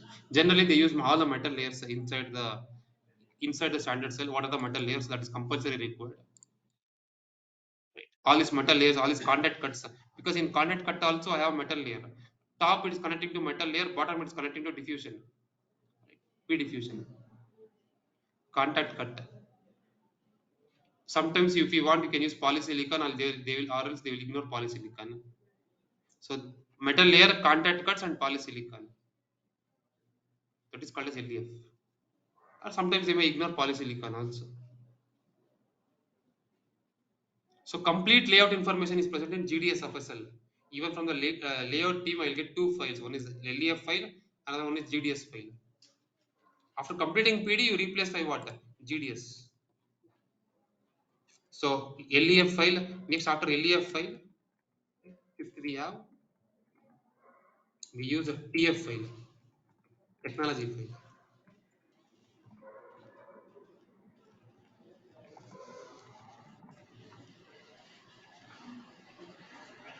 So technology file means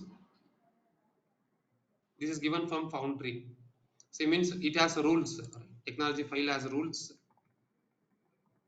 for each each layer.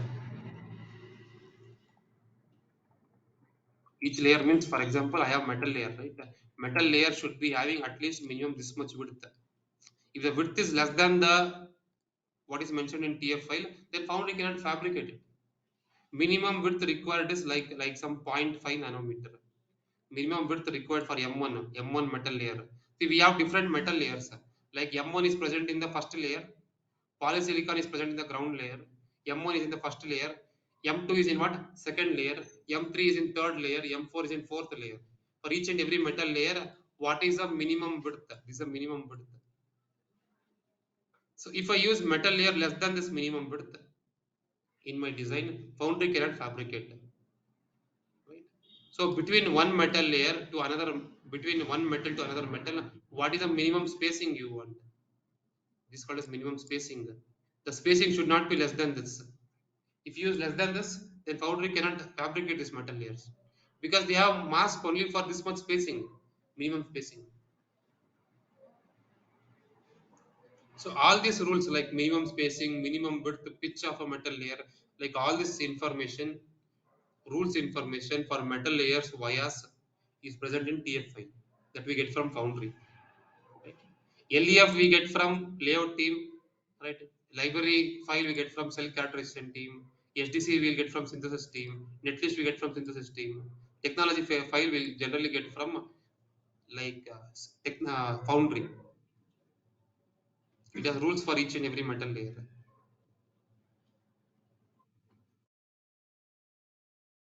So another file we have is scandef. We can see what are all the logics here. DFT. See, DFT is already inserted some logic. That logic is already present in the netlist. Those logics are already present in the netlist. But what are the logics inserted by DFT in separate list? I have group of students. I have the main list. But I have one more separate list called as who are all the students who are done PG. Separate list I have. Then only I can identify in this entire list these are the students who have done PG, right? If I have separate list. Similarly, already what are all they have inserted DFT team, those logics are present in what? Net list. But what are all those cells? Separately they will mention in a file called as scandef file. They will give one file called as what? Scandef file. Scandef file has a scan chain information. This is given from DFT team. So all these files first you load it. It has scan chain information. So all these files first you are going to load it to the design. So later we start with what? Later we are going to start with floor plan. See, we will see. We will open each and every file and we will see in the later stages. Why? What is the content of each and every stage, each and every file.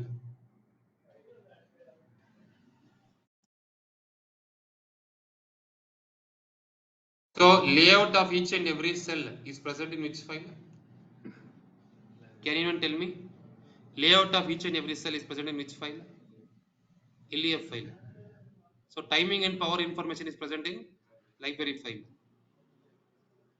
So rules of each layer is present in a technology file, right? Scan chain information is present in scandef file. So next is floor planning.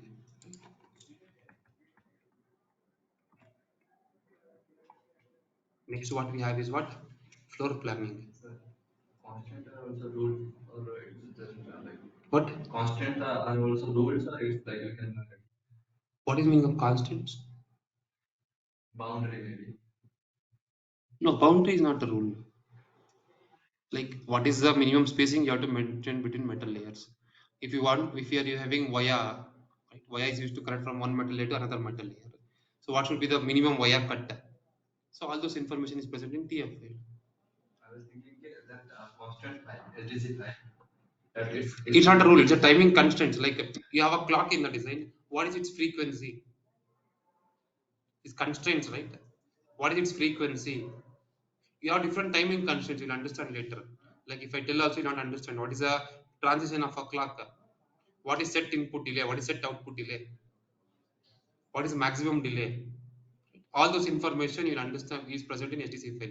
It's only timing constraints. It's not a rule. It is not a rules. It is a constraints. So you have to see. I have a clock frequency of here 100 megahertz. Means I have to do all these things to meet this clock frequency. I cannot do randomly, right? I cannot do happily however I want. I should do all these steps to meet this clock frequency. That is called as constraints. So in the design, I'll not be having only one clock, plenty of clocks, like generated clock, master clock, virtual clock. All those information will be present in HTC file. That you'll understand later. So first step, see now we are working in which design? Block level design. Right. Sorry. Now we are working in which design? We are working in after partitioning, we work on what? Block level design. Now whatever I'm discussing for block level design.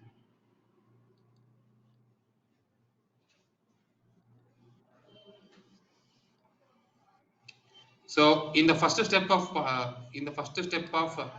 floor plan is create core area, and die area. So this is called as core area. So for your block, right, this is called as core area.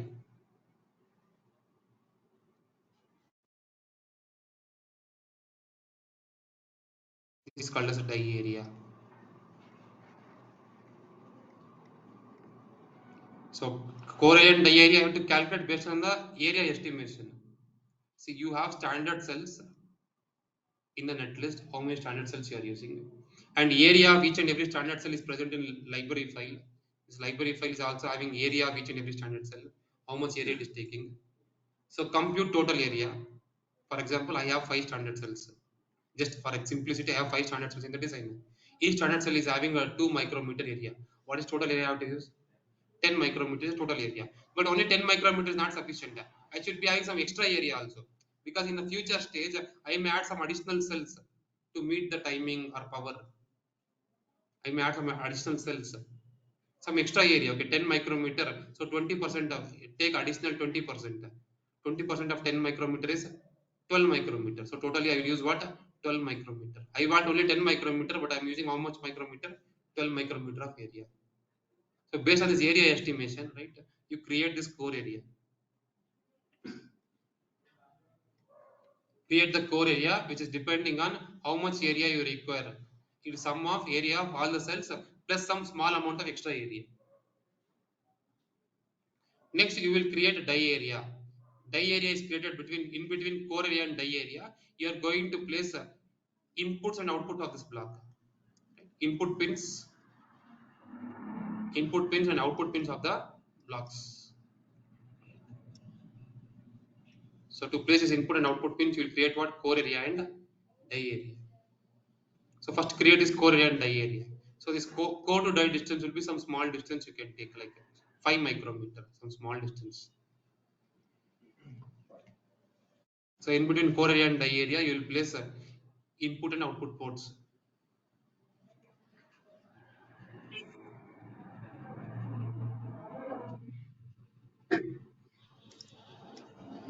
That is the first step in floor planning. So next step in floor planning. See this creating core area and die area, always it need not to be in a rectangle shape. Even it can be in what shape? L shape also. It depends upon the chip top how he is giving your block. If it is L shape, then you have to create like L shape only, right? Core area and die area have to create for L shape, like inverted L. You have inverted L here. Create a core area and create die area.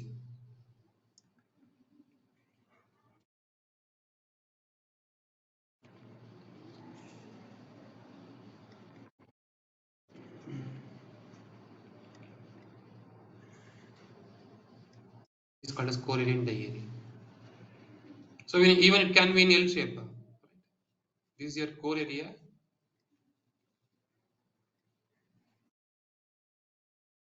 This is your die area.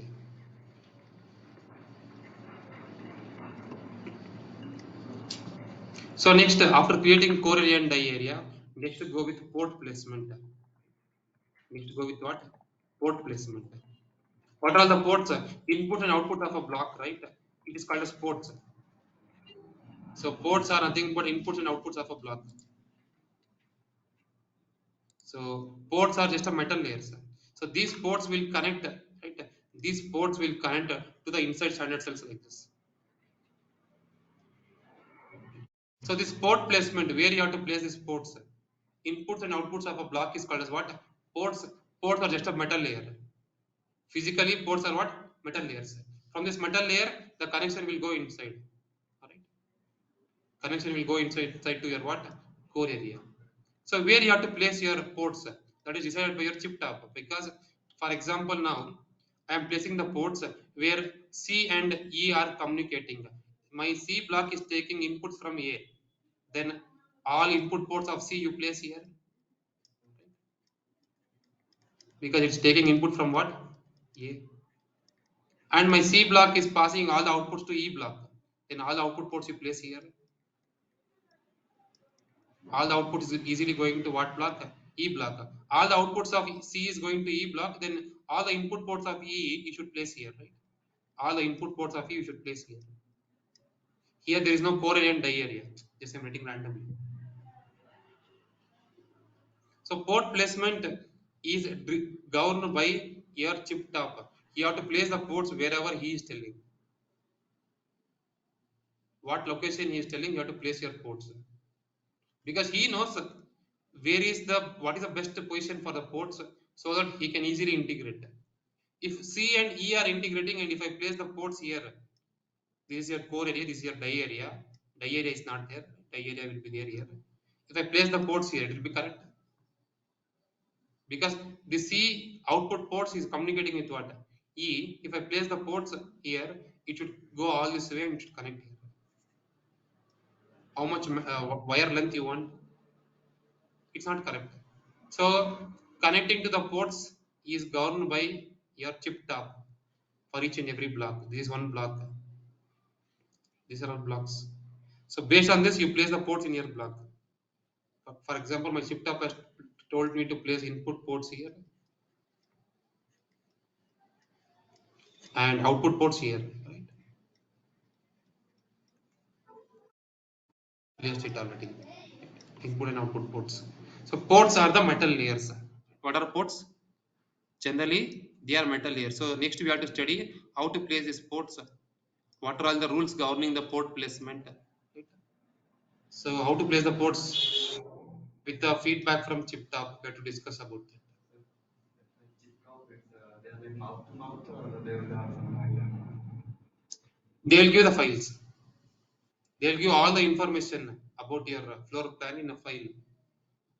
They may give you in the text file, or they may give you in the def file. There's a def file, they may give you in that. Yes. So after port placement, see, I can write only major steps, but in between you have many minor steps. So after port placement, you have macro placement. So what are macros? Macros are complex cells. They are not standard cells. They are complex cells which are already optimized. Which are, say for example, my design wants some PLL, phase lock loop. See, phase lock loop I cannot implement by using this gates that is given by analog team. Analog team, what they will do for macros, they will give you dot lib file. Means dot lib file, what is the delay of the PLL and what is the uh, power consumed by PLL. They will give you LEF file and they will give you GDS file. So macros are complex cells which are already optimized. Optimized means yes, that is the best circuit. Right? It's already optimized. That is the best circuit. So first, next I have to place this macros. So macros will be in less in numbers. Right? Macros will be less in numbers. Like if I have 50,000 cells, macros will be like 30 or 40. That you should manually place. You have to, there are some guidelines which you have to follow and you have to place the macros like this. You have to place the macros. Macros are bigger cells.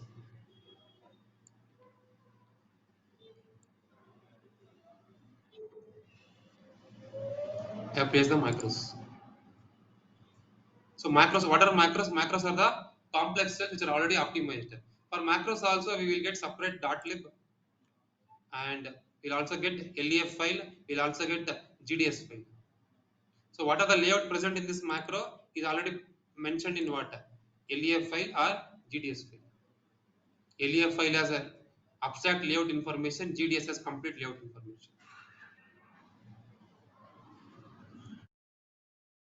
So after macro placement, right? Next you have to go with power planning.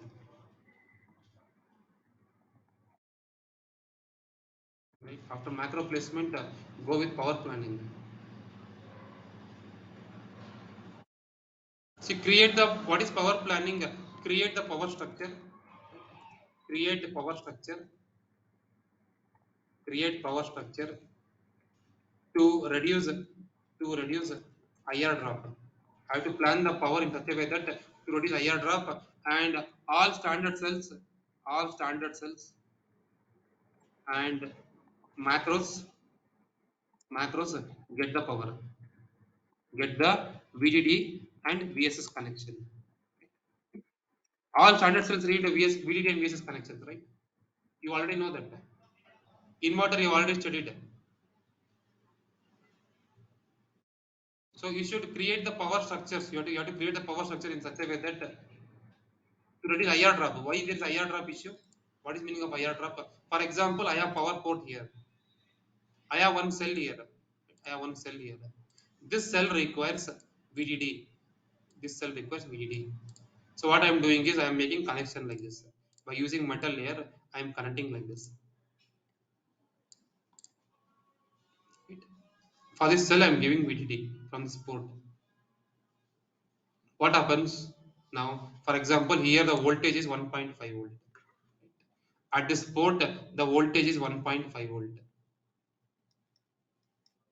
So in the lower technology, the VDD itself is 1.5 volts. It's not like 5 volts. The VDD itself is 1.5 volts. So 1.5 volts VDD, which is coming at this port, the same voltage I not get to the cell. I'll get like 1.2 volts, because this cell is drawing the current, right? Drawing the current.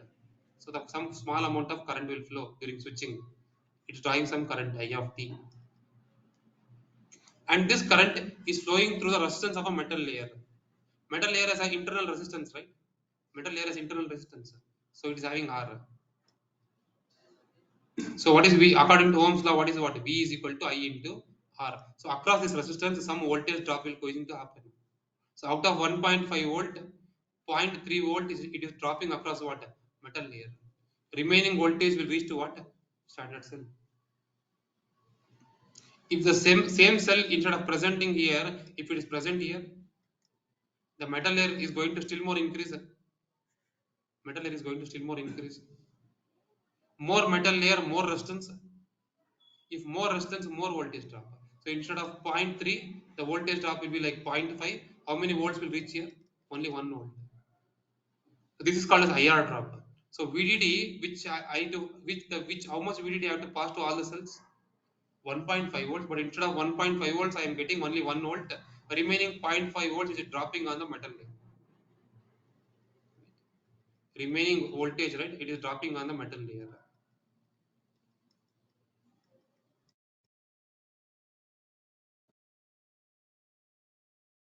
This is called as IR drop.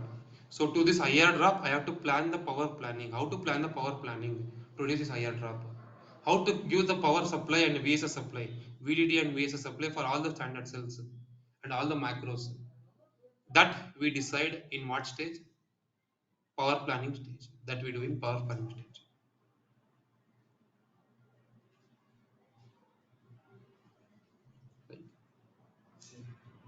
Can we say macro? No, sometimes we can tell that. For full chip level design, our block is a macro. It's like a macro. For block level engineer, some other complex cell, which is not very heavy, highly complex. Some of the small complex cells are macros for us. So what I do when I do the PDF for my block, I will generate LEF file, I will generate a lib file, I will generate a GDS file, and I'll give to my full chip engineer. For full chip engineer, my block is a macro. Yes, it is like for him it is a macro. For me, some other person who has designed, right, that is called as what macro. See, macros are very easy. For example, I want one SRAM. So I want one SRAM here. To create this SRAM, different width of SRAM means a different address width and different storage width. To create this SRAM, I want to invest from 5 to 6 engineers. I have to pay them salary. Instead of doing that, if I'm getting this SRAM directly from some other vendor, I'm getting lib file, LEF file, and with a lesser cost, I can purchase from them only. But this has to give me less power, right? Less timing. I can directly purchase from them. That is called as what? Macros. Macros are complexes which are already optimized. No need to optimize it. Directly use in your blocks. Or else, instead of using SRAM macro, I can also write Verilog program for SRAM. I can also implement like connection of standard sets. Even I can do. But my design will become very big again. For that reason, I will directly using the macros.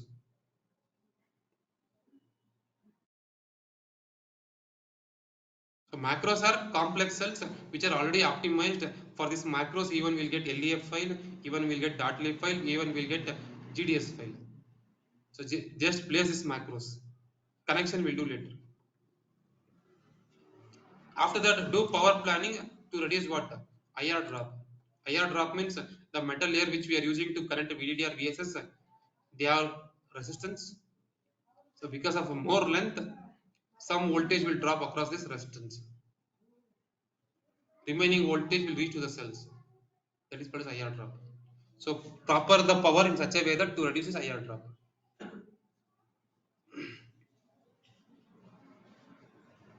So next step is placement. Right?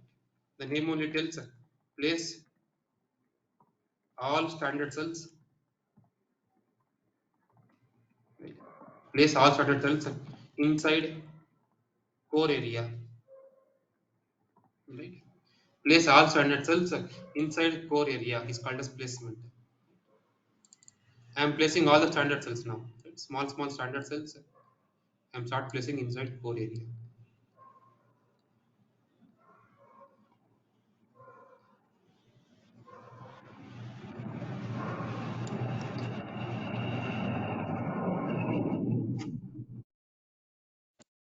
Like this, start placing, right? My tool will place it. We need not to place because this is tool driven. Because the standard cells are huge in number. How much? It will be like 50,000 or 1 lakh cells for the block level design. So what we are placing here, layout of a standard cell. What we are placing, layout of a standard cell. So during physical design, we use LEF view, and after physical design, we'll replace LEF view by GDS view.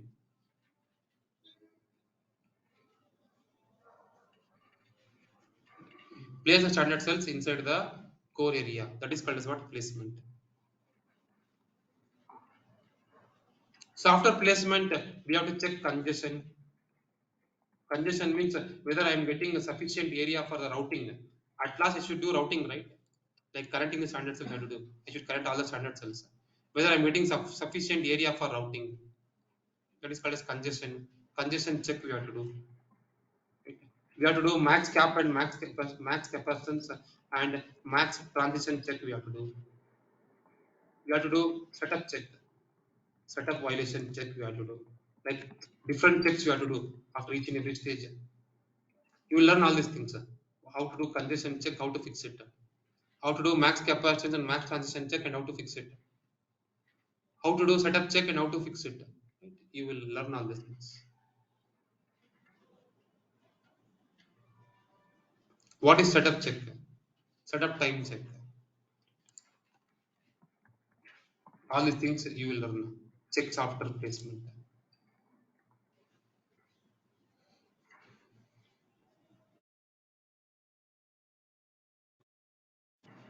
So next is CTS. What is CTS? Building a clock tree.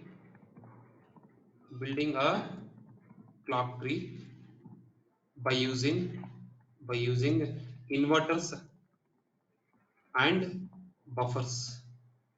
Buffers is called as what? CTS.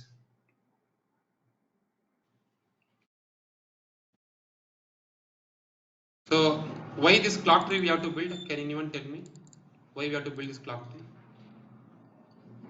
See, I have core area, right? I have clock port here. Somewhere I have clock port. This clock port is connecting to thousands of flip-flops. This one clock port is connecting to what? Thousands of flip-flops. In the design, I have thousands of flip-flops. This one clock port is connected to thousands of flip-flops. Now, this one clock port is connected to thousands of flip-flops like this,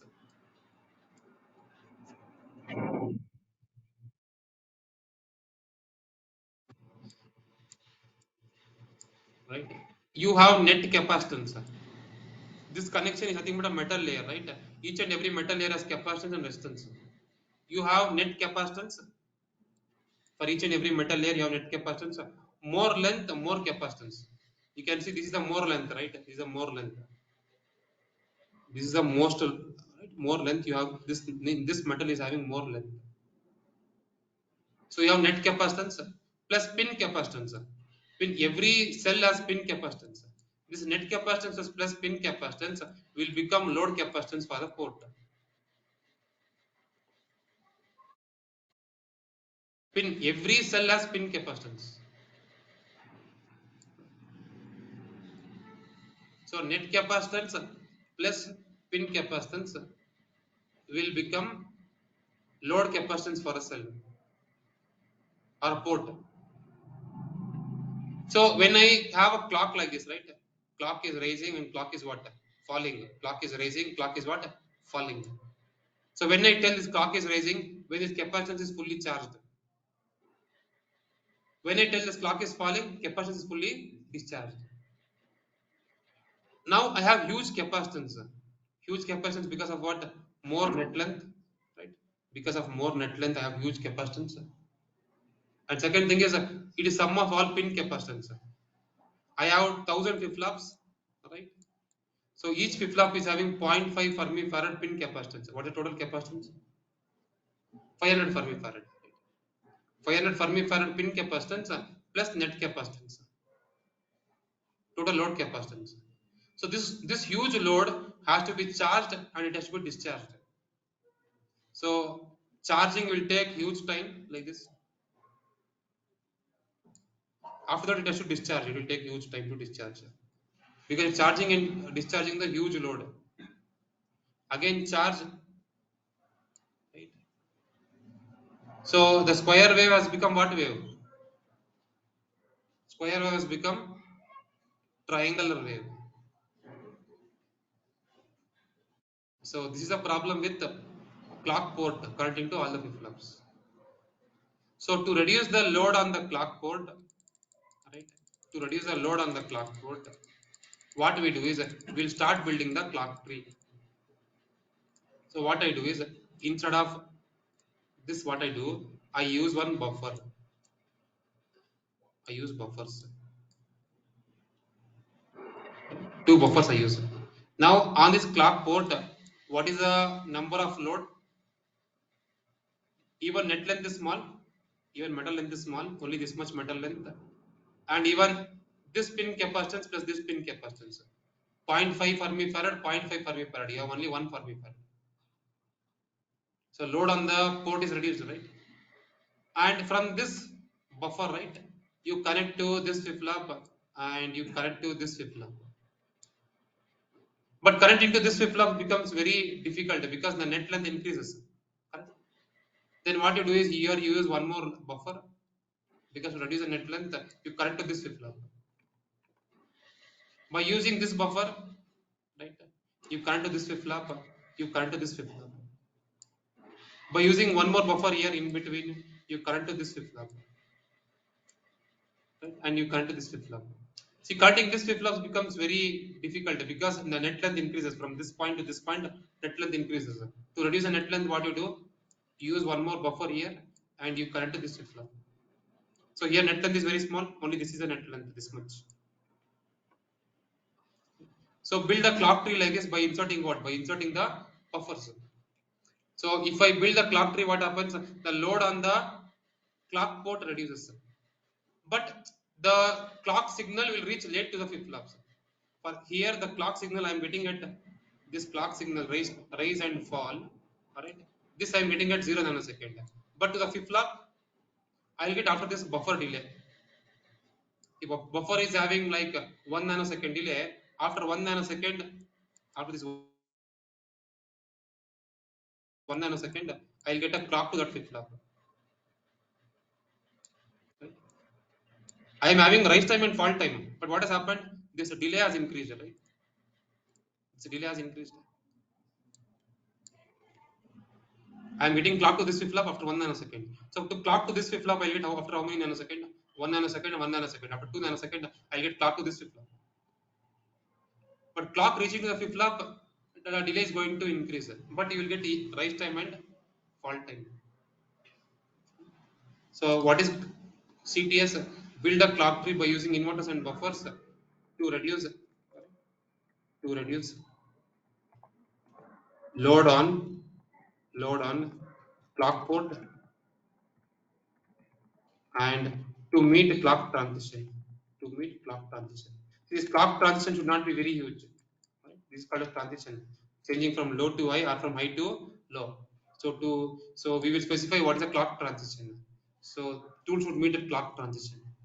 So to meet clock transition.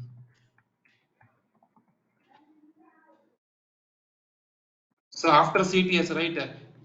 What we do is we'll do all these checks: congestion, max cap, max transition. Right? We'll do all these checks. Along with that, we also check skew,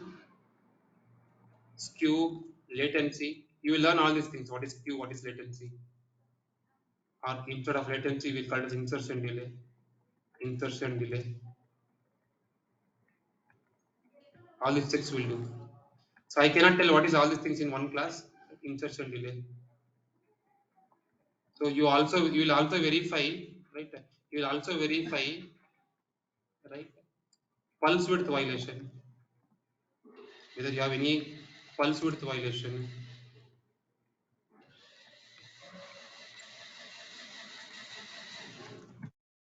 Next, you will verify about setup check. Then you also will also perform hold check. Hold check. So all these things you will verify after the CTS.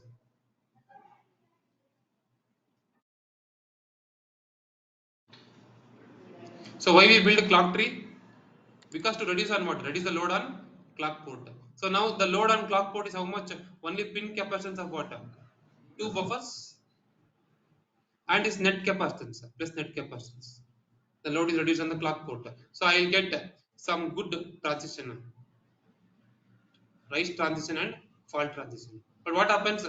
The clock reaching to the flip-flops will get delayed. That is called as latency or insertion delay. That we have to take care. The insertion delay should not be very huge. Even that should be in the limit. So tool should intellectually do this, building the clock tree. It should reduce the load, it should meet the transition, but it should also have less insertion delay. Insertion delay means this is delay of buffers. That is main goal of CTS tool. Then what is routing? You already know what is routing. Connecting all cells, standard cells, connecting all standard cells, macros and ports, connecting all standard cells, macros and ports using metal layers. Using metal layers. It's called as what? Routing. Connect all this, right? Using metal layers. Like you have this standard cells we have already placed.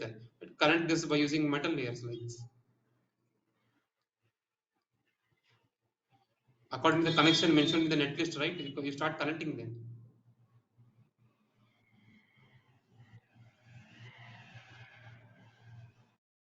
According to connections mentioned in the netlist, right? You start connecting them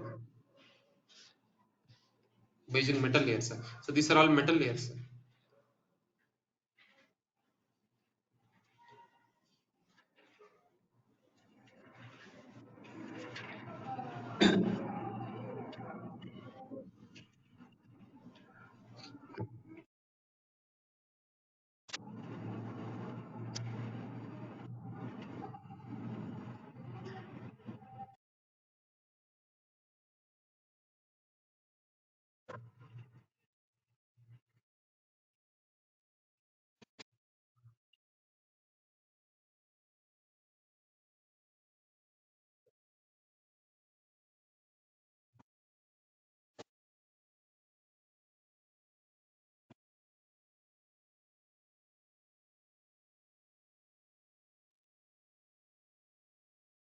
So that is called as routing, right? So after routing, what checks you will do? We'll perform DRC. DRC stands for what? Design rule check.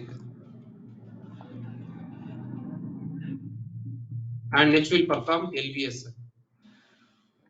LVS. Layout versus schematic. Layout versus schematic.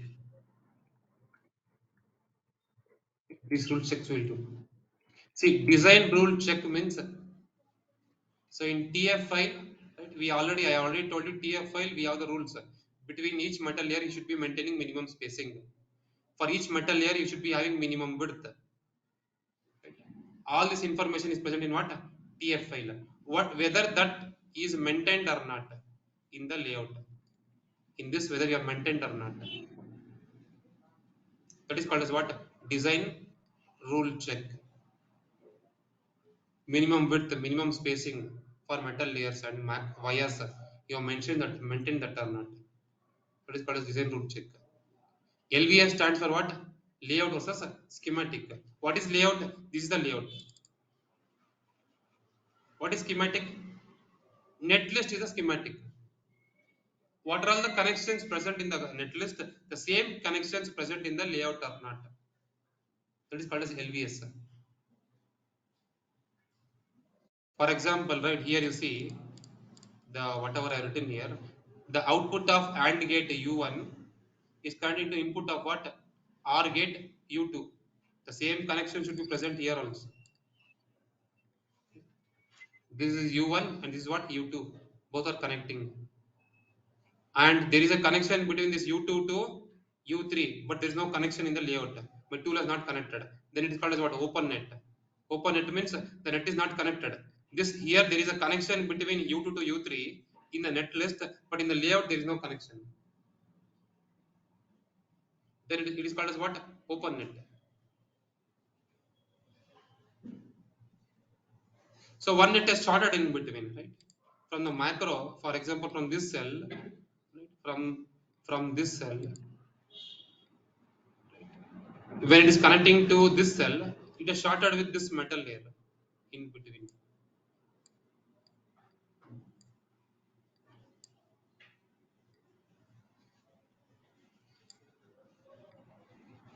You see here, when from this cell to this macro, it has to connect, but in between it is shorted to this metal layer. But this connection is not, see, in at least what connection I have, the input pin or output pin of this gate is connecting to input pin of this micro. This connection I have in the netlist. But this metal layer is also connecting to the input pin of this cell. That connection is not present in the netlist because here there is a short happened. The short is happened here. By mistake, my tool has done the short. So that is called as LVS. Checking the netlist connections with the layout connection is called as what? LVS. So after LVS, my tool will report opens and shorts. Opens and shorts are reported.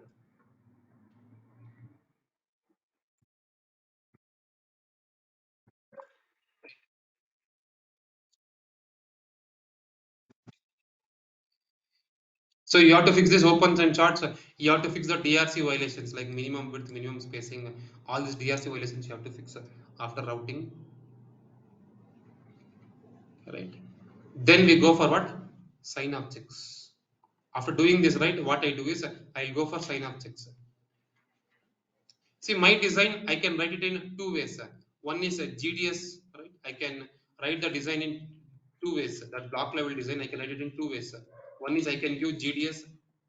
GDS means what? Full layout view, right? What is GDS? Full layout view. All standard cells are replaced by GDS view. Means GDS has what? Complete layout information. All the layers is present in the standard cells. So for entire design, you extract the GDS file, and that is called as what? GDS file.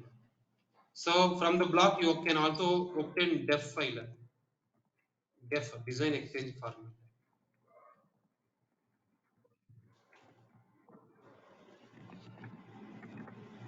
Even this design exchange format also doesn't have what are all the layers in present inside the cell.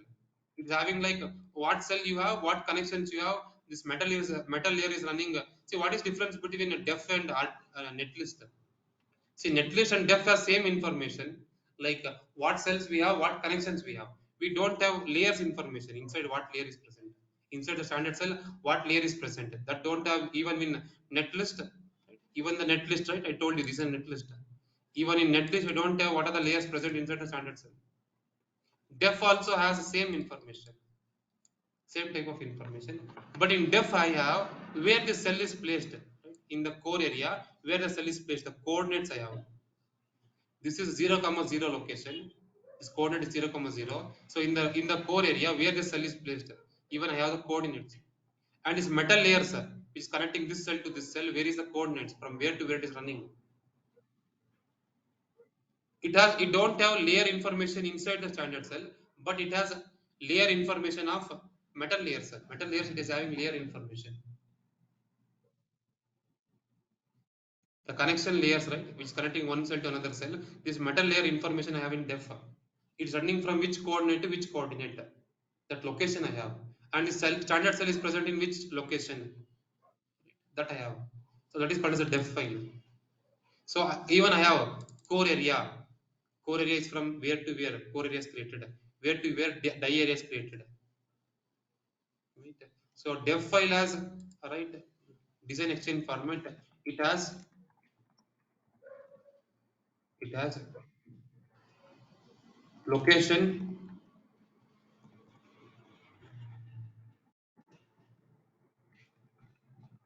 of all objects in physical design. Where it is right? All objects of physical design.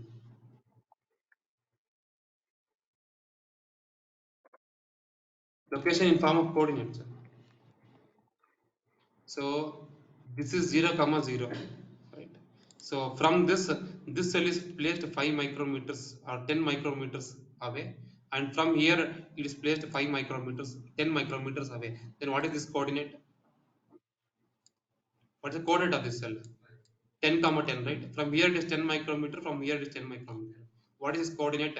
X distance is 10, right? Even y distance is also 10, 10 comma 10. Like it will give the coordinates of each and every cell where it is placed.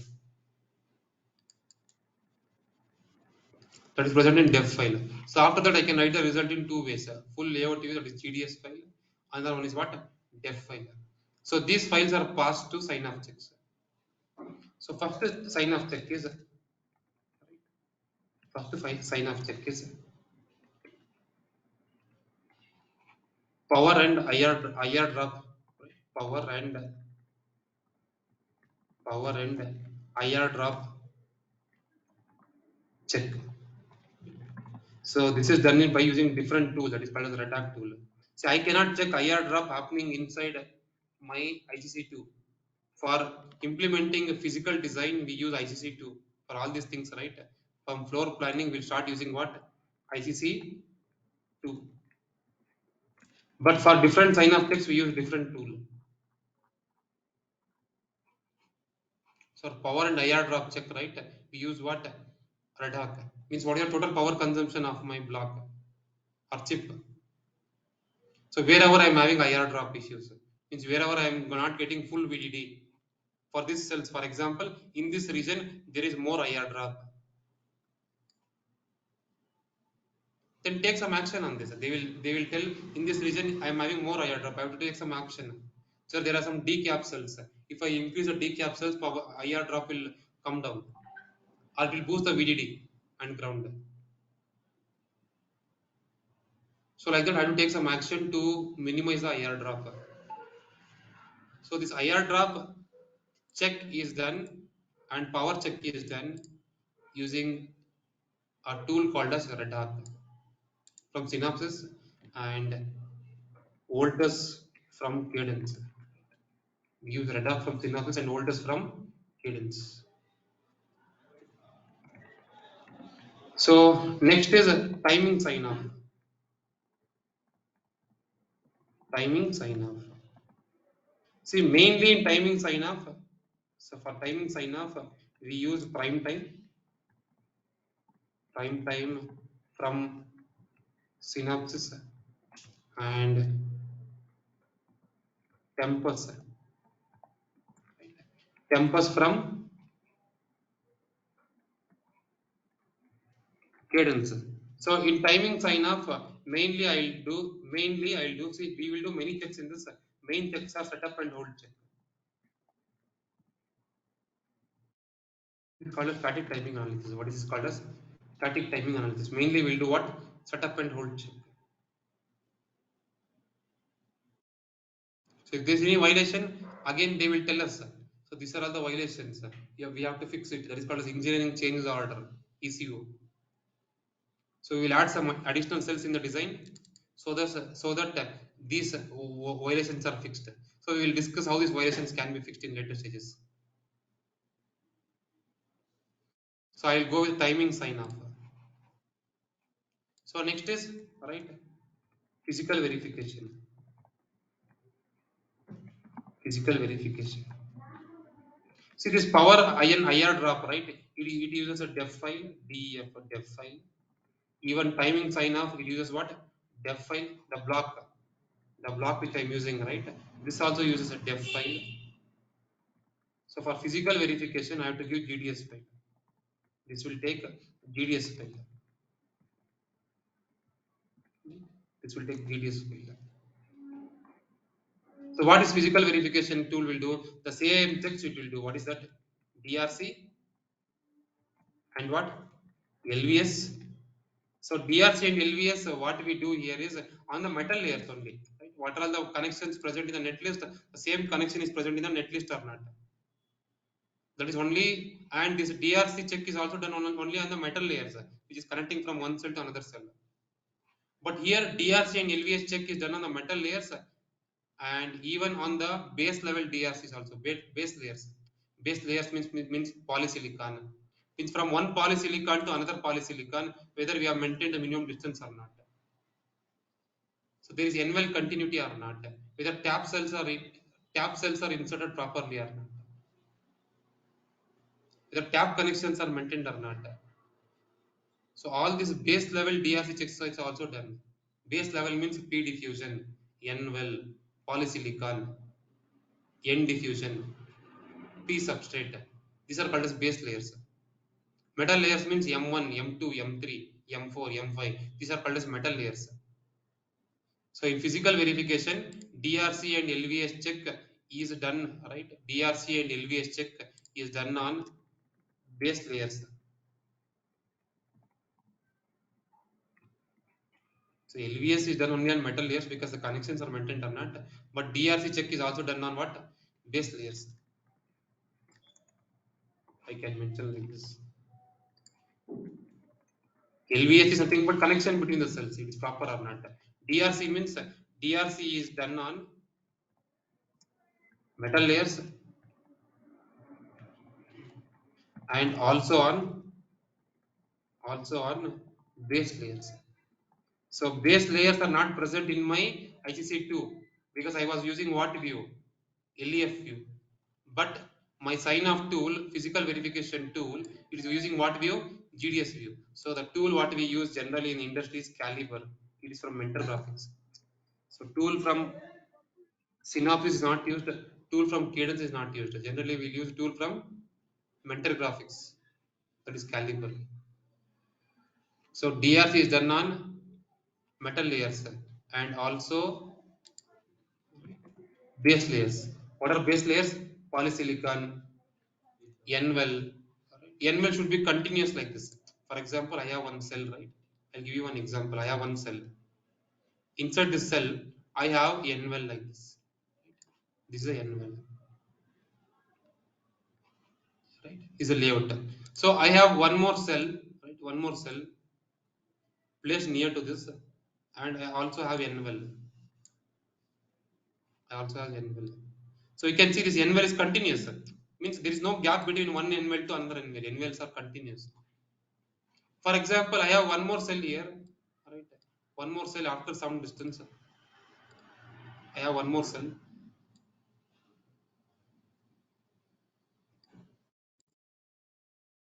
I have N-well here. I have N-well here. But there is a gap between this N-well to this N-well. Here there is a gap. So N-well is not continuous here. Then I have to fill this by filler cells. I should be maintaining N-well continuously. Alright. So all these things check are called as what? Base layer DRC. So whether tap cells are added at a particular after few distance or not. So all these things are called as what? DRC and DRC done on what? Base layers like N-well, polysilicon, diffusion, active layers, P plus active layer, N plus active layer. If you do check on DRC on those layers, then it's called as a base layer check. Both is done. Then obviously LVS is done. What LVS we do here, same type of LVS is also done here. It also reports what? It reports what? Opens and shorts.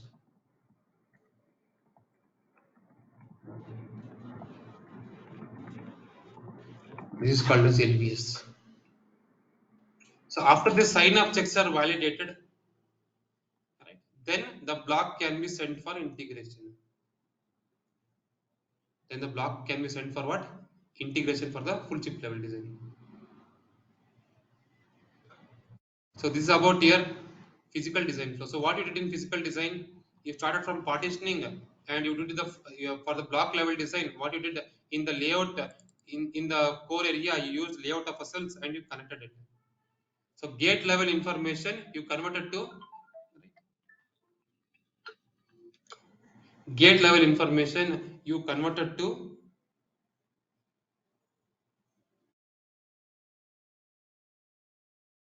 layout information.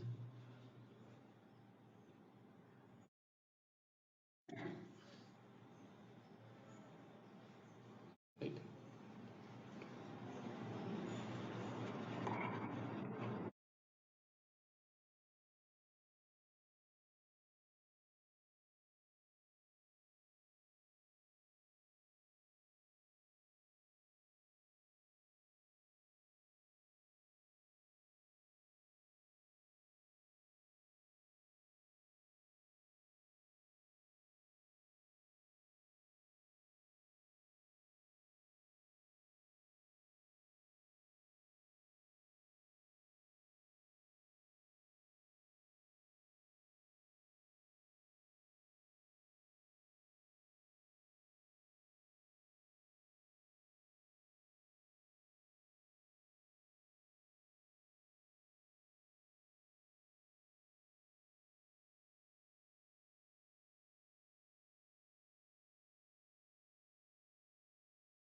Okay, this is about your ASIC design flow. Right. So next week probably will not start with lab because some more theory is required. So next week we'll start with lab. So the things is like this, right? How much for this minimum we require 3 months. 3 to 3.5 months is required to complete PD. How many months are required? 3 to 3.5 months is required to complete PD. So we have weekdays weekdays, right? So weekend, right? Weekend is always theory. Like weekend is theory. Theory means even they will show the lab part also, but it will be in the faster way. Like they will not allow you to do. You should just observe what they are doing. That is like weekend. Weekend means Saturday and Sunday. Saturday and Sunday, right? You have theory sessions. Second, that is weekend. And weekdays, right? Weekdays lab. Right? You have lab on weekdays. Like it is from Monday to Thursday. It is like Monday to Thursday. We have lab 3 hours, 3 hours lab. And students who are working, right? If any students are who are already working or any candidate is working, even they have weekend lab also. Both are different. Weekend lab and weekdays lab both are different. Weekend lab is optional. Optional means if any person is working and they cannot attend a weekdays lab, even we conduct a weekend lab after, right? Weekend lab after theory class. After theory class, 1 hour break will be given for lunch, and you will be having weekend lab. So attend any one lab. Don't attend both. Either attend weekend or weekdays. So I suggest those who are not working come up with what weekdays lab, because it will be done in a little bit slower pace. We'll do in slower pace because we have 4 days to complete. But weekend we have only 2 days to complete. So this is a structure what we follow. So minimum we require 3 months to complete this physical design. So we work on one project now. Later we will give one more project for you people to work on. In the lab class, we will work on one project, industrial level project. Later, we will give one more project if people can work on that. This is how the course is going to run. So, if you have any doubts, you can ask me.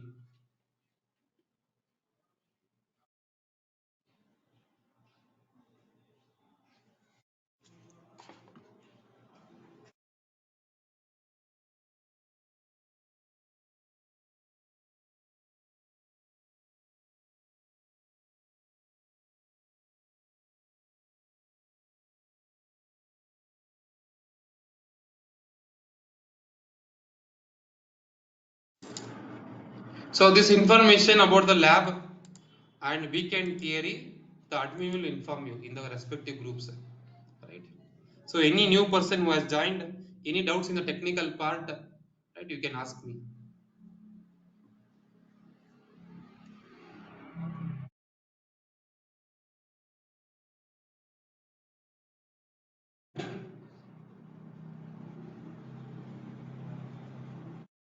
Okay, if you have any doubts, even you can message in the WhatsApp group. Right? Even individual WhatsApp group is there.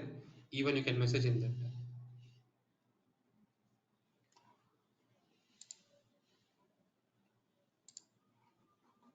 So, any doubt in the technical part, what we discussed today? Any doubts you have?